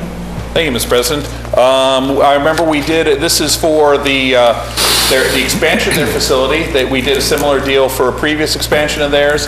I think it's a good chance for everybody to learn about the further expansion of a business that's really been growing in the city of Salem and see what they're up to. And besides, last time they brought cookies. And everybody ate them. Second. Is the only question I have, is this time sensitive? Does anyone know? It does not appear to be time sensitive. Councilor Siegel. Thank you, Mr. President. I'm not sure, but I think it may be because I remember last time we did it, there's something where they can get a 3%, there's some type of break through the state. I would refer, I don't know if the city clerk knows, the assistant city clerk has any idea on this? I respect the motion to move it to committee, but this company is, it's in your ward, it's been there forever. I'd love to say a few things. I know you want to send it to committee. I would ask that we don't send it to committee. We move to vote on it today. It's a wonderful company. They're doing great things over there. They're an absolutely wonderful neighbor.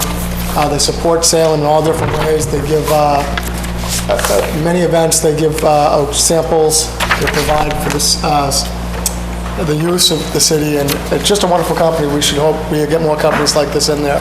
So I'd ask that for adoption by roll call vote tonight. Second the motion. Mr. President, I have no problem with doing this. My anticipation was that people would have questions about it. And in fact, the agreement itself has been already predated for our July meeting. So I believe not having a representative of the mayor's office here to discuss it, I believe their expectation was that we would refer it. But if the council would like to vote on tonight, I have no problem. I expect that no matter what, it'll be adopted unanimously. No, it's a wonderful program. It's all They're a about terrific job company. creation and just offer expansion. It's great. In my reading of it, when I read on the stuff that was provided by us, it's not, the tax incentive is not that great. It's nice, but they're going to increase, I think, 50 more jobs. So they're going to spend a lot more money than they're going to be saving in the taxes. Commitment to hire local people, the whole nine yards. Exactly. It's a wonderful opportunity for the city. I couldn't agree more. Yeah, Councilor Torrielli, withdrawing your motion to send it to committee?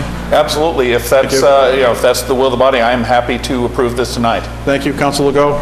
Yes, Mr. President, thank you through you. A little late, actually, since the councilor from Ward 5 is going to change his motion. I support completely moving this on tonight. I mean, job creation is something that every city needs, not just this city, and we already know the details of what they're doing up there and what this program does, so we should move this on tonight. Couldn't agree more. Any further discussion?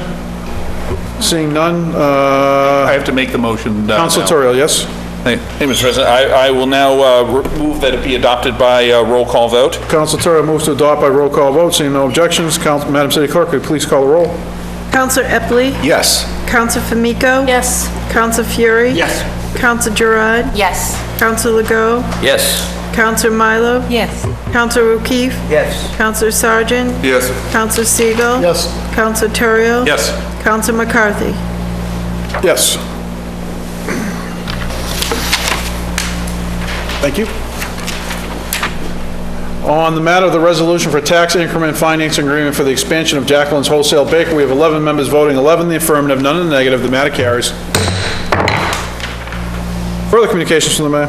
The City of Salem tax increment finance agreement with Jacqueline Wholesale Bakery, Inc., located 96 Swampscott Road, Salem, for fiscal year 2015, and exemptions associated with the agreement will take effect fiscal year 2016 through 2020. Councilor Torrielli. Thank you, Mr. President. Again, we'll happily move this for adoption by roll call vote. Councilor Torrielli moves to adopt by roll call vote. Under discussion? Thank you, Mr. President. Again, this is a company that it's wonderful to see companies building and growing here in Salem, and this is, I think, either their second or their third plant expansion at this point. So it's been terrific, and they'll be up over 100 employees at this point, and this, again, growing companies are exactly what we want more of. Great. Never mind. I was just making sure. Councilor Epley? Never mind. Go, sir. I was just counting on my fingers. I was just That's doing all the I was math over there. I was just double checking. I was wondering if there was a hand going to be going up there.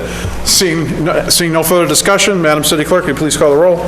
Councilor Epley? Yes. Councilor Famico? Yes. Councilor Fury? Yes.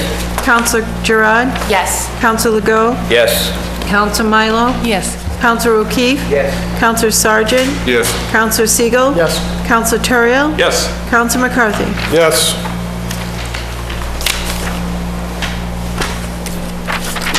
On the matter of Jacqueline's Wholesale Bakery, Inc., tax increment finance agreement for the exemptions, which will take effect 2016 through 2020, we have 11 members voting, 11 in the affirmative, none in the negative. The matter carries. Further communications from the mayor?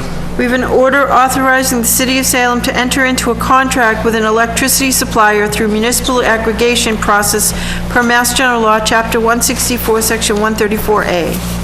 Councilor O'Keefe. Mr. President, members of the City Council, I move that this order from the mayor be referred to the Committee on Ordinances, Licenses, and Legal Affairs, co-posted with the Council of the Whole to discuss this order that the mayor submitted. Councilor O'Keefe moves that this matter be referred to the Committee on Administration, License Orders, and Legal Affairs, co-posted to the Committee of the Whole. Any discussion? None? Seeing none, On Council O'Keefe's motion, this matter be referred. All those in favor? All those opposed? Further communications from the mayor. We have an ordinance amending zoning, Section 10, definitions, and Section 3.0, table of principal and accessory use regulations for urban agriculture. Councilor O'Keefe. Mr. President, members of the City Council, I move that this matter be referred to the Planning Board to schedule a joint public hearing with the Planning Board and the City Council, and the City Clerk would work out the details of that joint meeting. We'll discuss the matter then. Councilor O'Keefe moves that this matter be referred to the Planning Board to schedule a joint public hearing with the City Council. Any further discussion? Seeing none, just for your clarification, because you spoke earlier tonight, typically would have anything to do with zoning, an amendment like that, we schedule a joint public hearing. There'll be a hearing where the City Council and the Planning Board will all be in attendance. Everybody who's here to speak in favor or against the matter and want recommendations or amendments at that point, and then the Planning Board will take it, they'll vote on it, and then they'll send it back to us. So just for your clarification. Further point of clarification? Councilor O'Keefe. That anything that the petitioners, the citizens present should be in writing to the Planning Board. When you appear, have something in writing, specifically what you want it changed or amended or deleted, instead of, talking about it, have something in paper. Thank you. Thank you. Any further discussion? Seeing none, on Councilor O'Keefe's motion, this matter referred. All those in favor? All those opposed? Did I do that? Cover my bases in case I didn't. Further communications from the mayor. We have an ordinance amending zoning, Section 8.4.5, table of uses, NRCC district by adding brewery, distillery, or winery with tasting room. Councilor O'Keefe. Mr. President, I move that the City Clerk coordinate the meeting of the Planning Board with the City Council to discuss the zoning ordinance, amending the zoning ordinance for brewery, distillery, and winery with tasting rooms. And I would just add to people that spoke tonight that they both have written opinions or recommendations on specifically language that should be amended, deleted, or added. Vocal is fine, but have something in writing that the City Council and the Planning Board can see. This will be a joint meeting of the City Council and the Planning Board, and the City Clerk will coordinate the time for this. This is just to pick up the north corridor that was missed? Okay. Yep. On Councilor O'Keefe's motion, this matter be referred to a joint public meeting between the Planning Board and the City Council. All those in favor? All those opposed? Mayor's informational page. None. Motions, orders, and resolutions. Councilor Siegel. Thank you, Mr. President.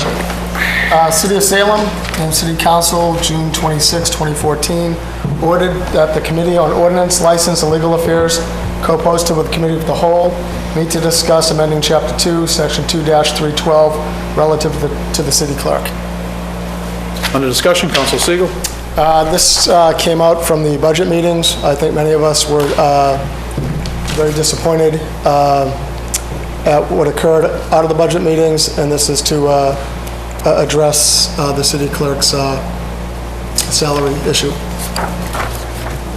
Thank you. Council, any further discussion? Councilor Siegel, you all set? I'm all set. Councilor Fury. Co-posted, right? Co-posted with the Committee of the Whole, yep? Committee of the Whole, yes. Yep. Councilor Fury. I wish to commend and congratulate Councilor Siegel for introducing this motion tonight. I've served under 4 mayors. Mayor Harrington, Usavich, Driscoll, and each one of them, 3 of the last 4 mayors have come from the City Council, except Mayor Salvo. And they have learned a lot from this chamber being a member of the City Council. And I think sometimes they forget their roots, where they came from. And I think it's very important to recognize the role and responsibility of the city clerk. And I think we should have a direct correlation and impact on the salary of the city clerk. A deep injustice was done in the last budget process. Councilor O'Keefe and myself spoke out in the budget hearings and so on. Councilor Siegel spoke up. I think it's time for action. And this city council needs to show what the role and responsibility of the city clerk is, how it's indispensable between the role of the mayor and the city council. And it's a win-win situation when we're working together with the mayor's office and the city clerk and the city council. Win-win. And I hope this is a positive. I'm very glad that Councilor Siegel followed up from that last budget meeting. And I hope I'll have to speak on the issue. Thank you, Councilor Siegel. Thank you. Thank you. Any further discussion? Seeing none. Councilor Siegel's recommendation that the matter he discussed be sent to the Committee on Ordinances, License, and Legal Affairs, co-posted committee. All is in favor? All is opposed? Further motions, orders, resolutions. Council Siegel. Mr. President, City of Salem and the City Council, June 26, 2014, ordered that the Committee on Ordinance, License, and Legal Affairs, co-posted with the Committee of the Whole, meet to discuss creating a new ordinance section relative to Chapter 32 for, quote, video surveillance by adding the installation of video surveillance cameras that tie into the Salem Police Department monitoring system to existing parks and playgrounds, and also adding the definition of video surveillance. Invited Chief of Police, City Solicitor, Park and Recreation Director, and the City Planner. Under discussion? Yes, this is something myself and Councilor Turiel have been trying to get a hold of since we came on the council. We want actual real video surveillance cameras in these parks, the city parks and city playgrounds. We're spending millions of dollars. One, it's a public safety issue. Two, we're spending millions of dollars in all these parks, and we don't have adequate surveillance. Right now, we have a camera that just takes still pictures. I thought it was funny that we've got up and we've said that's not sufficient, that's not adequate. They kept them, and then at a meeting, at a GESNA meeting, it was brought up that a 9-year-old boy beat their surveillance system that they had. So now they're finally starting to listen. So I want to bring this to the forefront because my goal is anytime a park or playground comes to the City Council for money, that we make it mandatory that they put in at least one video surveillance camera, that video surveillance camera ties into the city system. I'd also like to add something as we go forward, and we'll discuss it, where starting in 2015, every year we add 1 or 2 cameras to each park until each park has at least 1 to 2 cameras. It's really a safety issue more than anything. I believe a couple years ago, we had an attempted abduction over at one of the parks. We didn't have any video surveillance, where if we had, we might have caught the person who attempted it. So that's why I brought this forward. Excellent. Councilor Fury. This is a no-brainer by Councilor Siegel. No-brainer, sincerely. Every park should have a camera. Just this week in your ward, in May Street, the new renovations, a huge amount of money being into that May Street playground. They make it a state-of-the-art playground. A drug deal was just put in the Salem Evening News. We need surveillance to show that it's accurate, bring them to court and prosecution. If we don't have it, it's going to be a haven for very inappropriate actions. And all this money we're spending throughout the city of Salem, and every single ward, it's a shame to have it wasted in some one or two bad situations to take part. So I strongly support you, Councilor Siegel. Thank you. Further discussion? Seeing none, on Councilor Siegel's recommendation that this matter be referred to the Committee on Ordinance, License, and Legal Affairs, co-posted Committee of the Whole. All is in favor? All is opposed? Further motions, orders, resolutions. Councilor McCarthy, Ward 1. Thank you, Mr. President. City of Salem and City Council, June 26, 2014, ordered that the regular meeting of the City Council for the months of July and August be combined and held on Thursday, July 17th, 2014. All in favor of the introduction of the order by Councilor McCarthy? Remarks, Councilor? This is just housekeeping. We have to do this every year to combine the meetings, and we pick a date, a Thursday in July, that will allow us to do that, and also allows the Finance Department to come in and certify what they need to, so we need to pass everything to close out some of the books. At 7 o'clock, usually time? Usual scheduled time. All in, remarks, anyone else? Councilor Siegel, no, you. All in favor? Opposed? So voted unanimous. Councilor McCarthy.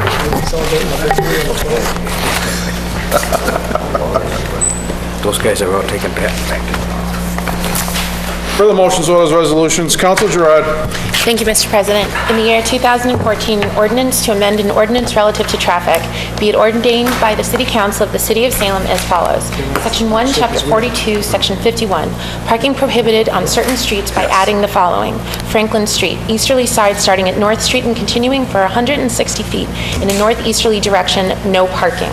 Section 2, this ordinance shall take effect as provided by city charter. Under discussion, Councilor Gerard. Thank you, Mr. President. This was a request that was sent by Bob Andrews, the owner of HMA, just to have no parking along his property line in front of HMA, and Lieutenant Krasuski agreed with that. Excellent. Thank you. Any further discussion? Seeing none, on Council Jard's recommendation for adoption for first passage, all those in favor? All those opposed? Any further motions, orders, or resolutions?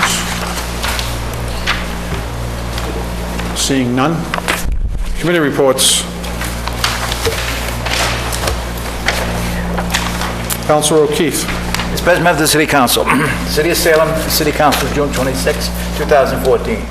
The Committee on Ordinance, License, and Legal Affairs, to whom was referred the matter of granting certain licenses, has considered said matter would recommend approval of the following. Seaworm, Manuel Greco, 96 Newby Street, number 4A, Danvers. Secondhand valuable, Hoofbeat Records, 116 North Street, Salem. Tag day, Salem High School Hockey, 12/13/2014, 12/28/2014, 1/4/2015, and 1/17/2015.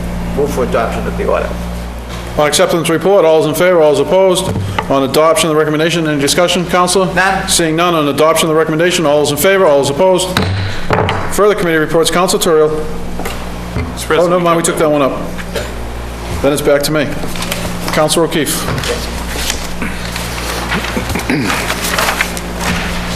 Councilor Robert McCarthy, Ward 1. Councilor McCarthy. Thank you, Mr. President. City of Salem, City Council, June 26, 2014. The Committee of the Whole, to whom was referred the matter of a resolution supporting the creation of a complete streets policy for the city, has considered said matter and would recommend approval. Remarks, Councilor, on the committee report. Thank you, Mr. President. Earlier this evening, we had a meeting with regards to the Complete Streets Policy Resolution. We had a gentleman, Mr. Pelletier, from the city of Newton, who came in, who's been working with the group to bring forth this program in the city. We also had the mayor, Captain Comeau, Dave Knowlton, all spoke in favor of the program. Most recently, we just had the Bike Path Committee in. This resolution is to support promote safe travel throughout the city for bicyclists, pedestrians, obviously automobiles as well, with the intent of, if we promote more bicycles, then we maybe take a few cars off the road that will ease traffic and move all that forward. It's also part of Mass in Motion grant, which is for healthier eating and healthier lifestyles, and it's all good stuff.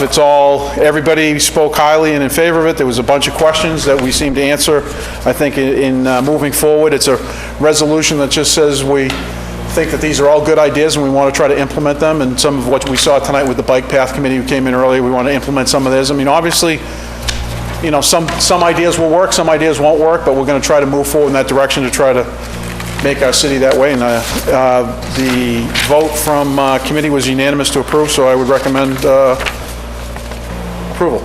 Roll call or just a hands, show of hands? Just show of hands, correct? Just a show of hands. All right. Any remarks on the motion, complete streets? All in favor? Opposed? So voted, unanimous. Councilor?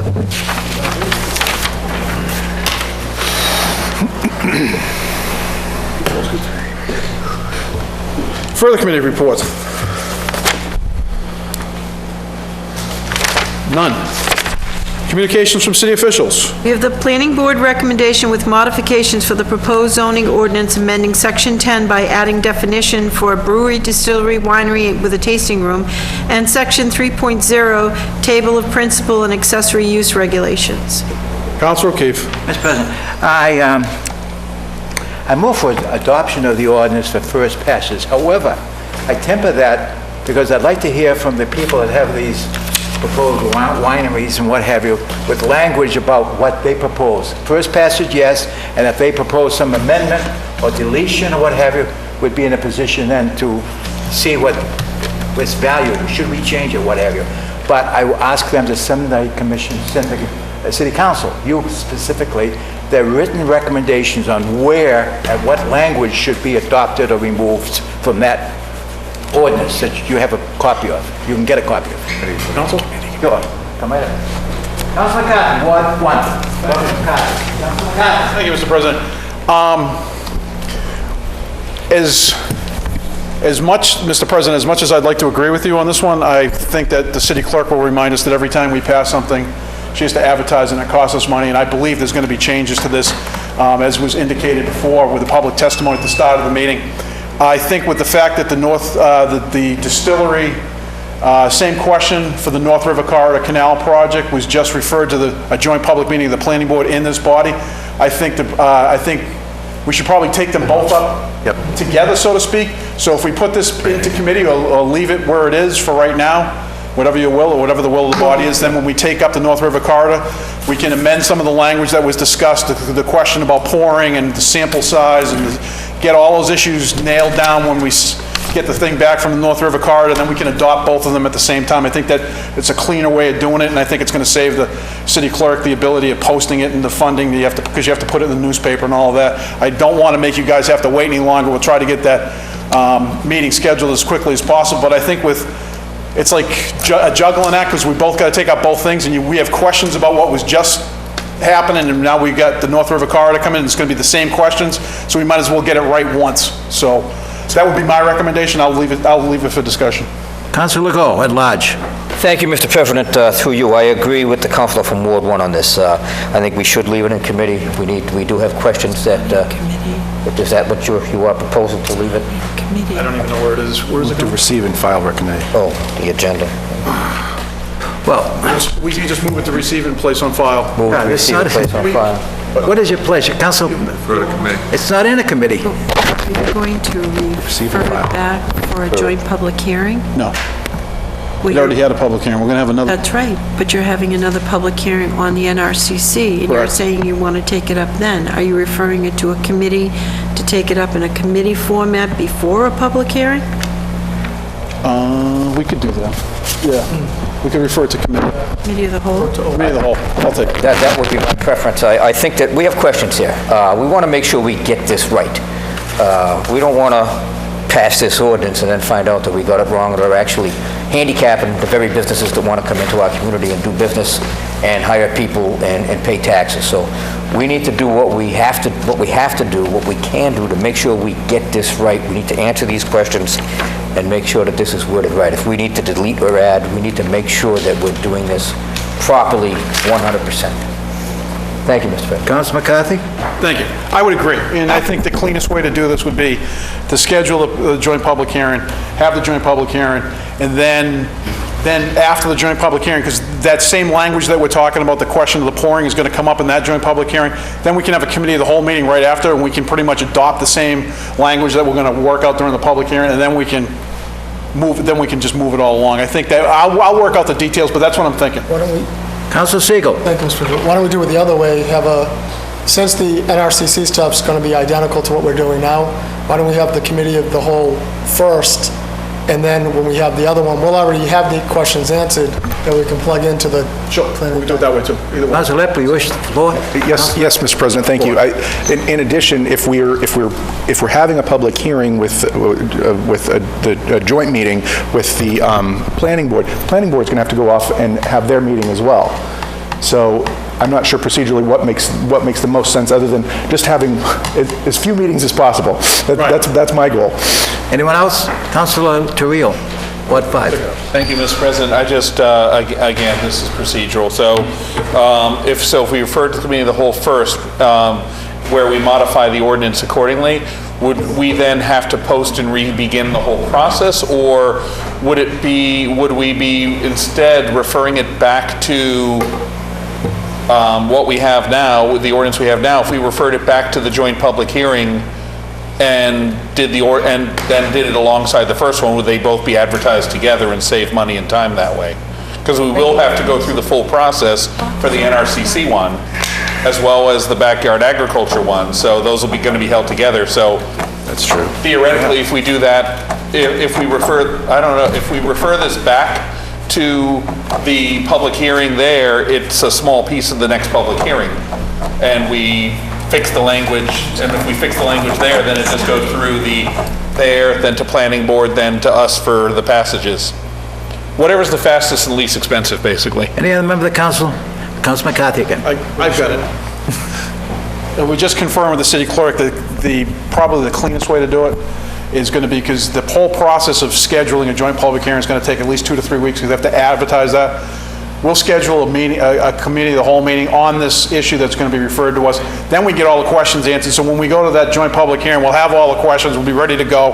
That will be the process will go a lot quicker, but in the next couple of weeks, we can schedule that meeting, a committee of the whole meeting, bring up all these issues. I tried to talk to the city solicitor today. Unfortunately, she was out today about this issue because I got the emails with regards to the pouring and the sampling size, and there was a bunch of questions I had. So we'll nail down those questions, we'll get that, and then we can just, then at the next council meeting, we can refer out the first part, and then we'll know what the answers are going to be when we get into the joint public hearing, because I don't imagine that will get scheduled before our next the council meeting in July. I'm not even sure when that's going to get scheduled, but the clock is ticking on the one that's in front of us, so we need to deal with that. We'll try to deal with it in such a way we deal with it right before the next council meeting somehow, and then we'll refer it out that way. We'll probably have a meeting that week of probably Tuesday or Wednesday that week, depending on what works better, before the 17th. So we'll figure that out, and we'll post it, so. So the chairman of the Committee on Ordinances, Licenses, and Legal Affairs should withdraw his recommendation for first passage, correct? Yes, when you come back, then we can do that. When I come back. Are you going to come back here? Sure. Oh, Councilor Sargent, I'm sorry. Oh, thank you, Mr. President. At large. I agree. These two ordinances and NRCC and this one are going to be exactly the same. So any recommendations we make at the next meeting can be recommendations we can give to the planning board for the joint public meeting. And as much as we want this to succeed, as we do all businesses in Salem, we also have to be cognizant of that there are abutters to some of these places. And there will be few special events at the beginning and with these owners. But as things get sold and move on, we do run the possibility of just one owner concentrating on special events. And where the tasting could become a small part of the business and the special events a large part. And that can have the chance to impact the abutters' lives in their quality of life very much, as opposed to time limit, possibly, time of closing, possible entertainment licenses. We've seen places where things started out small and got bigger, and sometimes owners want to expand. So we have to put into place the protections for the abutters, at least in where they're abutting the R1, R2, R3 neighborhoods. The industrial park, maybe not so much, but the word abuts residential people and their quality of life. We have to be very careful as far as special events and what time they run to and how large they can be and whether or not they can have entertainment. So, thank you. Anyone else wish to be recognized? Councilor McCarthy, wish to come back up to the rostrum? Councilor McCarthy. Mr. President. Councilor O'Keefe. I withdraw my recommendation that we receive and file this proposed ordinance and that we not adopt it for first passage, as I proposed. Can we also move to refer? Yes. Thank you. And then I propose that we have a meeting with the planning board to discuss this whole... Committee of the Whole. Committee of the Whole, well, Committee of the Whole, and the planning board, as the city clerk will set up, and we'll discuss this whole issue. Committee of the Whole. Councilor Siegel. Make a motion, we just have a meeting with the Committee of the Whole Right. to discuss this. All right? Thank you. Thank you. Thank you, Councilor. Well, Councilor Siegel's motion Move the that this question. matter be referred to the Committee of the Whole. All those in favor? All those opposed? We'll get one scheduled.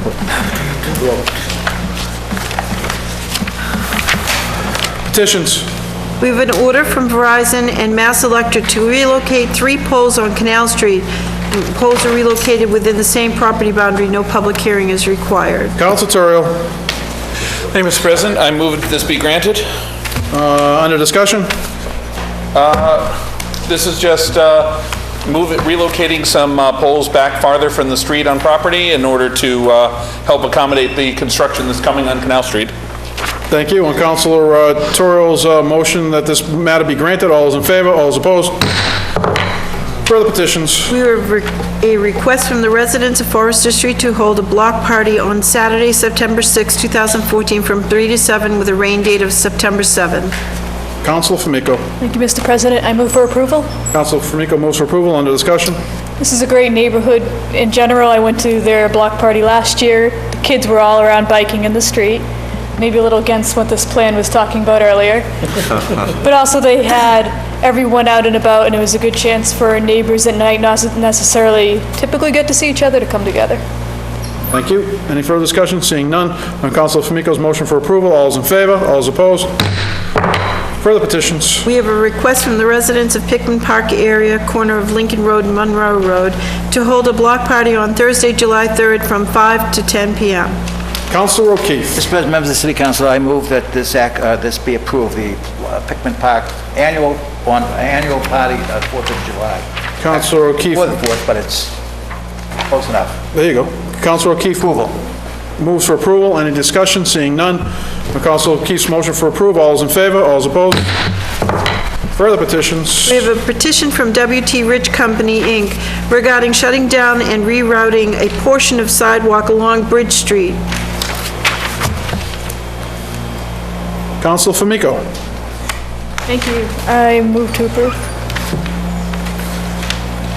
I'm sorry, I didn't hear you. I move to approve. Councilor Famico moves to approve. Any discussion? This is a temporary deal as well as when the demolition is taking place on Federal Street, and it's making it so that pedestrians walking have a safe route during this demolition process. It was discussed with Captain Gilligan, as well as it was checked in with the head of Ordinance License and Legal Affairs. We also checked with the Planning Department and the city engineer to make sure it wouldn't interfere with anything else going on. Excellent, thank you. Councilor O'Keefe. Mr. President, members of the council, they're going to knock down the back of the registry.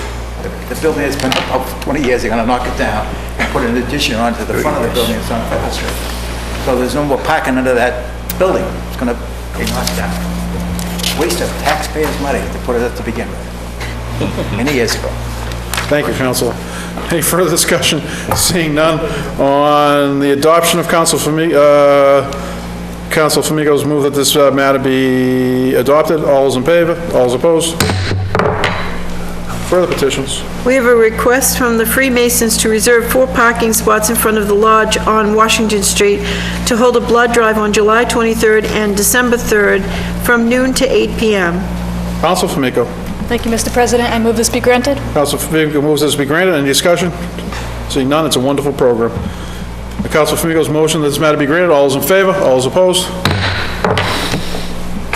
Further petitions? We have a request from the Veterans of Foreign Wars and Salem State University Veterans Organization to hold a road race and the use of city streets on Saturday, November 8th, 2014 at 8 a.m. Councilor Turiel.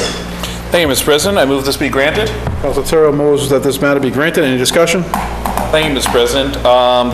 These people, they're working with Kim Emmerling over here in our Veterans Office to make this race happen. All the money is going to the organizations, and it's also nice to see some of our races happening out of the usual area. So, you know, this is terrific on all those accounts.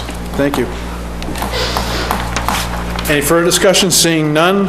On Councilor Turiel's motion, this matter be granted. All those in favor? All those opposed? Further petitions? We have a petition from Joseph and Jennifer Fabiano, owners of the property located at 198 Loring Avenue, to have 2 30-minute parking signs placed in front of the commercial business for customer parking. Councilor O'Keefe. Mr. President, I move that this matter be referred to the Committee on Ordinances, Licensing, and Legal Affairs. Actually, the correct address is 196 Loring Avenue, not 198. Okay. So, the city solicitor, the building inspector, and myself had a meeting with the owners of the property at 198, and they like the signs, which are not legal. They've been there, I guess, 14 or 15 years and they're not legal. They'd like to leave them up. Well, the city solicitor believes you can't leave signs up that there's no ordinance protecting it. So I think we worked the thing out. We'll work this out with the owners of 198, because the people at 196 don't object to this. But we've always had discussions with the Fabianos. I do the city solicitor and the building inspector about this matter. Excellent. So the committee will work it out. Thank you. Any further discussion? Seeing none, on Councilor O'Keefe's recommendation, this matter be referred to the Committee on Ordinance, License, and Legal Affairs. All those in favor? All those opposed? Further petitions? We have a petition from Marie Sweetland to meet with the City Council regarding the Working Cities Challenge Award. Councilor Siegel. Thank you, Mr. President. As many of you met Mrs. Sweetland tonight, she spoke earlier. She just asked, sent in a letter requesting, actually I moved to refer to Committee on Administrative and Finance. Councilor Siegel moves to move this matter to the Committee on Administration and Finance. Any discussion? She spoke tonight as you all met her. she had questions about this, and that's probably the best place to explain it. Thank you. Any further discussion? Seeing none, on Council Siegel's recommendation, this matter be referred to the Committee on Administration and Finance. All those in favor, all those opposed? Further petitions. The following license application, tag day for Salem Fire Department for MDA. August Councilor 3rd. O'Keefe. Mr. President, members of the City Council, I move that the Fire Department's Muscular Dystrophy Association tag day, the 3rd of August, 2014, be granted. Every fire department in the United States is doing that particular day. Jerry Lewis used to have a telethon on TV, and there's no condition now to do it, but they keep it on. So they'll have the boots, and people will contribute to the muscular dystrophy, which is a worthy cause. That's for the 3rd of August. So your motion is to approve? Move for approval. Thank you. Any further discussion? Seeing none, on Councilor O'Keefe's motion, this matter be approved. All those in favor, all those opposed? Further petitions. We have license applications for public guide and taxi operator. Councilor O'Keefe. Mr. President, I move that they be referred to the committee. Granted. I'm sorry, they move they be granted. On Councilor O'Keefe's motion that these matters be granted, any discussion? None. Seeing none, all those in favor, all those opposed? Further petitions. We have one drain layer contract operator license. Councilor O'Keefe. Mr. President, I move that one drain layer application be approved. Councilor O'Keefe moves that this matter be approved. All those in favor, all those opposed? Further petitions. We have a list of claims. Councilor O'Keefe. I move that the list of claims be referred to the Committee on Ordinances, Licenses, and Legal Affairs. Councilor O'Keefe moves that the list of claims be referred to the Committee on License, Order, Legal Affairs. All those in favor, all those opposed? Further petitions. We have one drain layer bond. Councilor O'Keefe. Mr. President, I move, members of the council, I move that this refer to the Committee on Ordinances, Licenses, and Legal Affairs and return approved. Councilor O'Keefe moves that this matter be referred to the Committee on License, Order, Legal Affairs and return approved. All those in favor, all those opposed? Unfinished business. We have second passage of an ordinance amending Chapter 46, Section 230, sewer use charges. Councilor O'Keefe. Mr. President, members of the council, I move for second and final passage. Councilor O'Keefe moves for second and final passage. Any discussion? None? Seeing none, on Councilor O'Keefe's motion for a second and final passage, all those in favor? All those opposed? Wish to be recorded opposed, Mr. President. Thank you. Further unfinished business. We have second passage of an ordinance amending Chapter 46, Section 66, water use charges. Councilor O'Keefe. Mr. President, members of the council, I move for second and final passage of this ordinance amending Chapter 46, Section 66, water use. Councilor O'Keefe moves for adoption for second and final passage. Any further discussion? Seeing none, all those in favor? All those opposed? Mr. President, I wish to be recorded opposed. Thank you. Further unfinished business. Second passage of an ordinance amending Traffic Chapter 42, Section 49, stop sign, Palmer Street. Councilor Terrell. Thank you, Mr. President. I move for adoption for second and final passage. Councilor Terrell moves for adoption for second and final passage on my behalf. Any discussion? No discussion. Seeing none, on Councilor Terrell's motion, all those in favor? All those opposed? Thank you. Further unfinished business. We have second passage of an ordinance amending Traffic Chapter 42, Section 57A, parking time limited unmetered zone, Levitt Street. Councilor Terrell. Thank you, Mr. President. I move for adoption for second and final passage. Councilor Terrell moves for adoption for second and final passage on my behalf. All those, any discussion? Seeing none, all those in favor? All those opposed? Thank you. Further unfinished business. Second passage of an ordinance amending Traffic Chapter 42, Section 74, tow zone, Bryant Street. Councilor Gerard. Thank you, Mr. President. I move for a second and final passage. Councilor Gerard moves for second and final passage. In discussion, seeing none. All those in favor? All those opposed? Further unfinished business. We have second passage of an ordinance amending Traffic Chapter 42, Section 50B, handicap parking, Phelps Street. Councilor Siegel. Thank you, Mr. President. Move for adoption for second and final passage. Councilor Siegel moves for adoption for a second and final passage. Any discussion? No, sir. Seeing none. On Councilor Siegel's recommendation for a second and final passage, all those in favor? All those opposed? Further unfinished business. We have second passage of an ordinance amending Traffic Chapter 42, Section 50B, handicap parking, May Street. Councilor Siegel. Thank you, Mr. President. Move for adoption for second and final passage. Councilor Siegel moves for adoption for second and final passage. Any discussion? No. Seeing none. All those in favor? All those opposed? Further unfinished business. We have second passage of an ordinance amending traffic, Chapter 42, Section 50B, handicap parking, Cabot Street. Council Terrell. Thank you, Mr. President. I move for adoption for second and final passage. Council Terrell moves for adoption, second and final passage. Any discussion? No discussion. Seeing none, on adoption of the recommendation, all those in favor? All those opposed? Further unfinished business. We have second passage of an ordinance amending traffic, Chapter 42, Section 25, no right turn on red, Mason Street to North Street. Councilor Gerard. Thank you, Mr. President. I move for second and final passage. Councilor Gerard moves for second and final passage. Any discussion? Seeing none, on Councilor Gerard's recommendation for second and final passage, all those in favor? All those opposed? Further unfinished business. Second passage of an ordinance amending traffic, Chapter 42, Section 50B, handicap parking, Friend Street. Councilor Gerard. Thank you, Mr. President. I move for second and final passage. Councilor Gerard moves for second and final passage. Any discussion? Seeing none, all those in favor? All those opposed? I like that one better. Further unfinished business. We have second passage of a bond order for the sum of $2,480,000 for fiscal year 2014 General Fund Capital Improvement Program. Councilor Terrell. Thank you, Mr. President. I move for adoption by roll call vote. Councilor Terrell moves for adoption by roll call vote. Any discussion? No discussion. Seeing none, Madam City Clerk, will you please call the roll? Counselor Epley? Yes. Counselor Famico? Yes. Counselor Fury? Yes. Counselor Gerard? Yes. Counselor Legault? Yes. Counselor Milo? Yes. Counselor O'Keefe? Yes. Counselor Sargent? Yes. Counselor Siegel? Yes. Counselor Terrio? Yes. Counselor McCarthy? Yes. Thank you. On the matter of second passage for a bond order of the sum of $2,480,000 for fiscal year 2014 General Fund Capital Improvement Program, we have 11 members voting, 11 in the affirmative, none in the negative. The matter carries. Further unfinished business. We have second passage of a bond order for the sum of $1,250,000 for fiscal year 2014 Water Sewer Capital Improvement Program. Council Terrell. Thank you, Mr. President. I move for adoption by roll call vote. Council Terrell moves for adoption by roll call vote. Under discussion? No discussion. No discussion. Any discussion from the floor? Seeing none, Madam City Clerk, will you please call the roll? Counselor Epley? Yes. Counselor Famico? Yes. Counselor Fury? Yes. Counselor Gerard? Yes. Counselor Legault? Yes. Counselor Milo? Yes. Counselor O'Keefe? Yes. Counselor Sargent? Yes. Counselor Siegel? Yes. Counselor Terrio? Yes. Counselor McCarthy? Yes.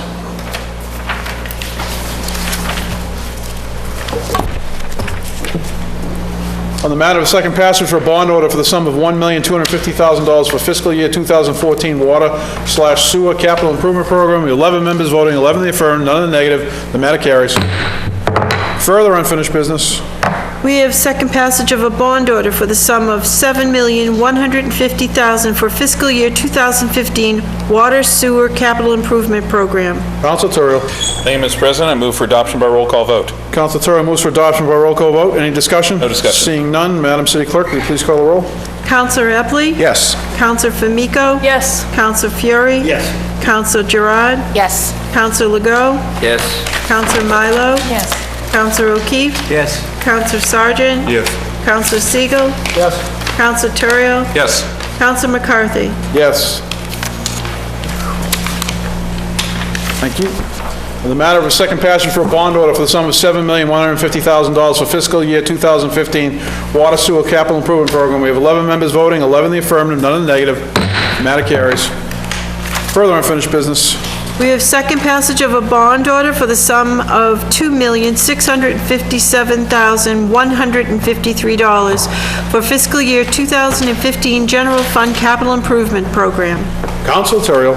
Thank you, Mr. President. I move for adoption for second and final passage by roll call vote. Council Terrell moves for adoption for second and final passage by roll call vote. Any discussion? Seeing none, Madam City Clerk, will you please call the roll? Counselor Epley? Yes. Counselor Famico? Yes. Counselor Fury? Yes.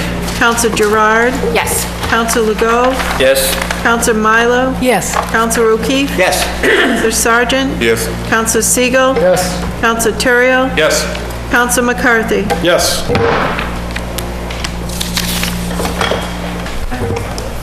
On the matter of second passage for a bond order for the sum of $2,657,153 for fiscal year 2015 General Fund Capital Improvement Program, we have 11 members voting, 11 in the affirmative, none in the negative. The matter carries.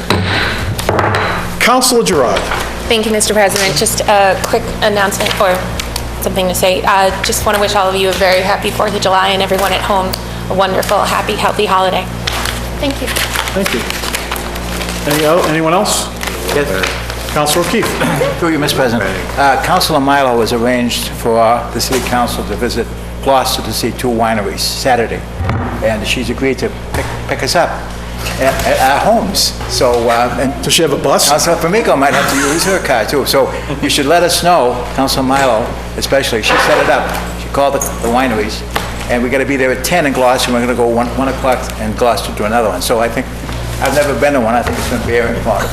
All right, move for adjournment. Any further discussion? Seeing none, Councilor O'Keefe moves to adjourn. All those in favor, all those opposed? We stand adjourned. Thank you very much. Unanimous.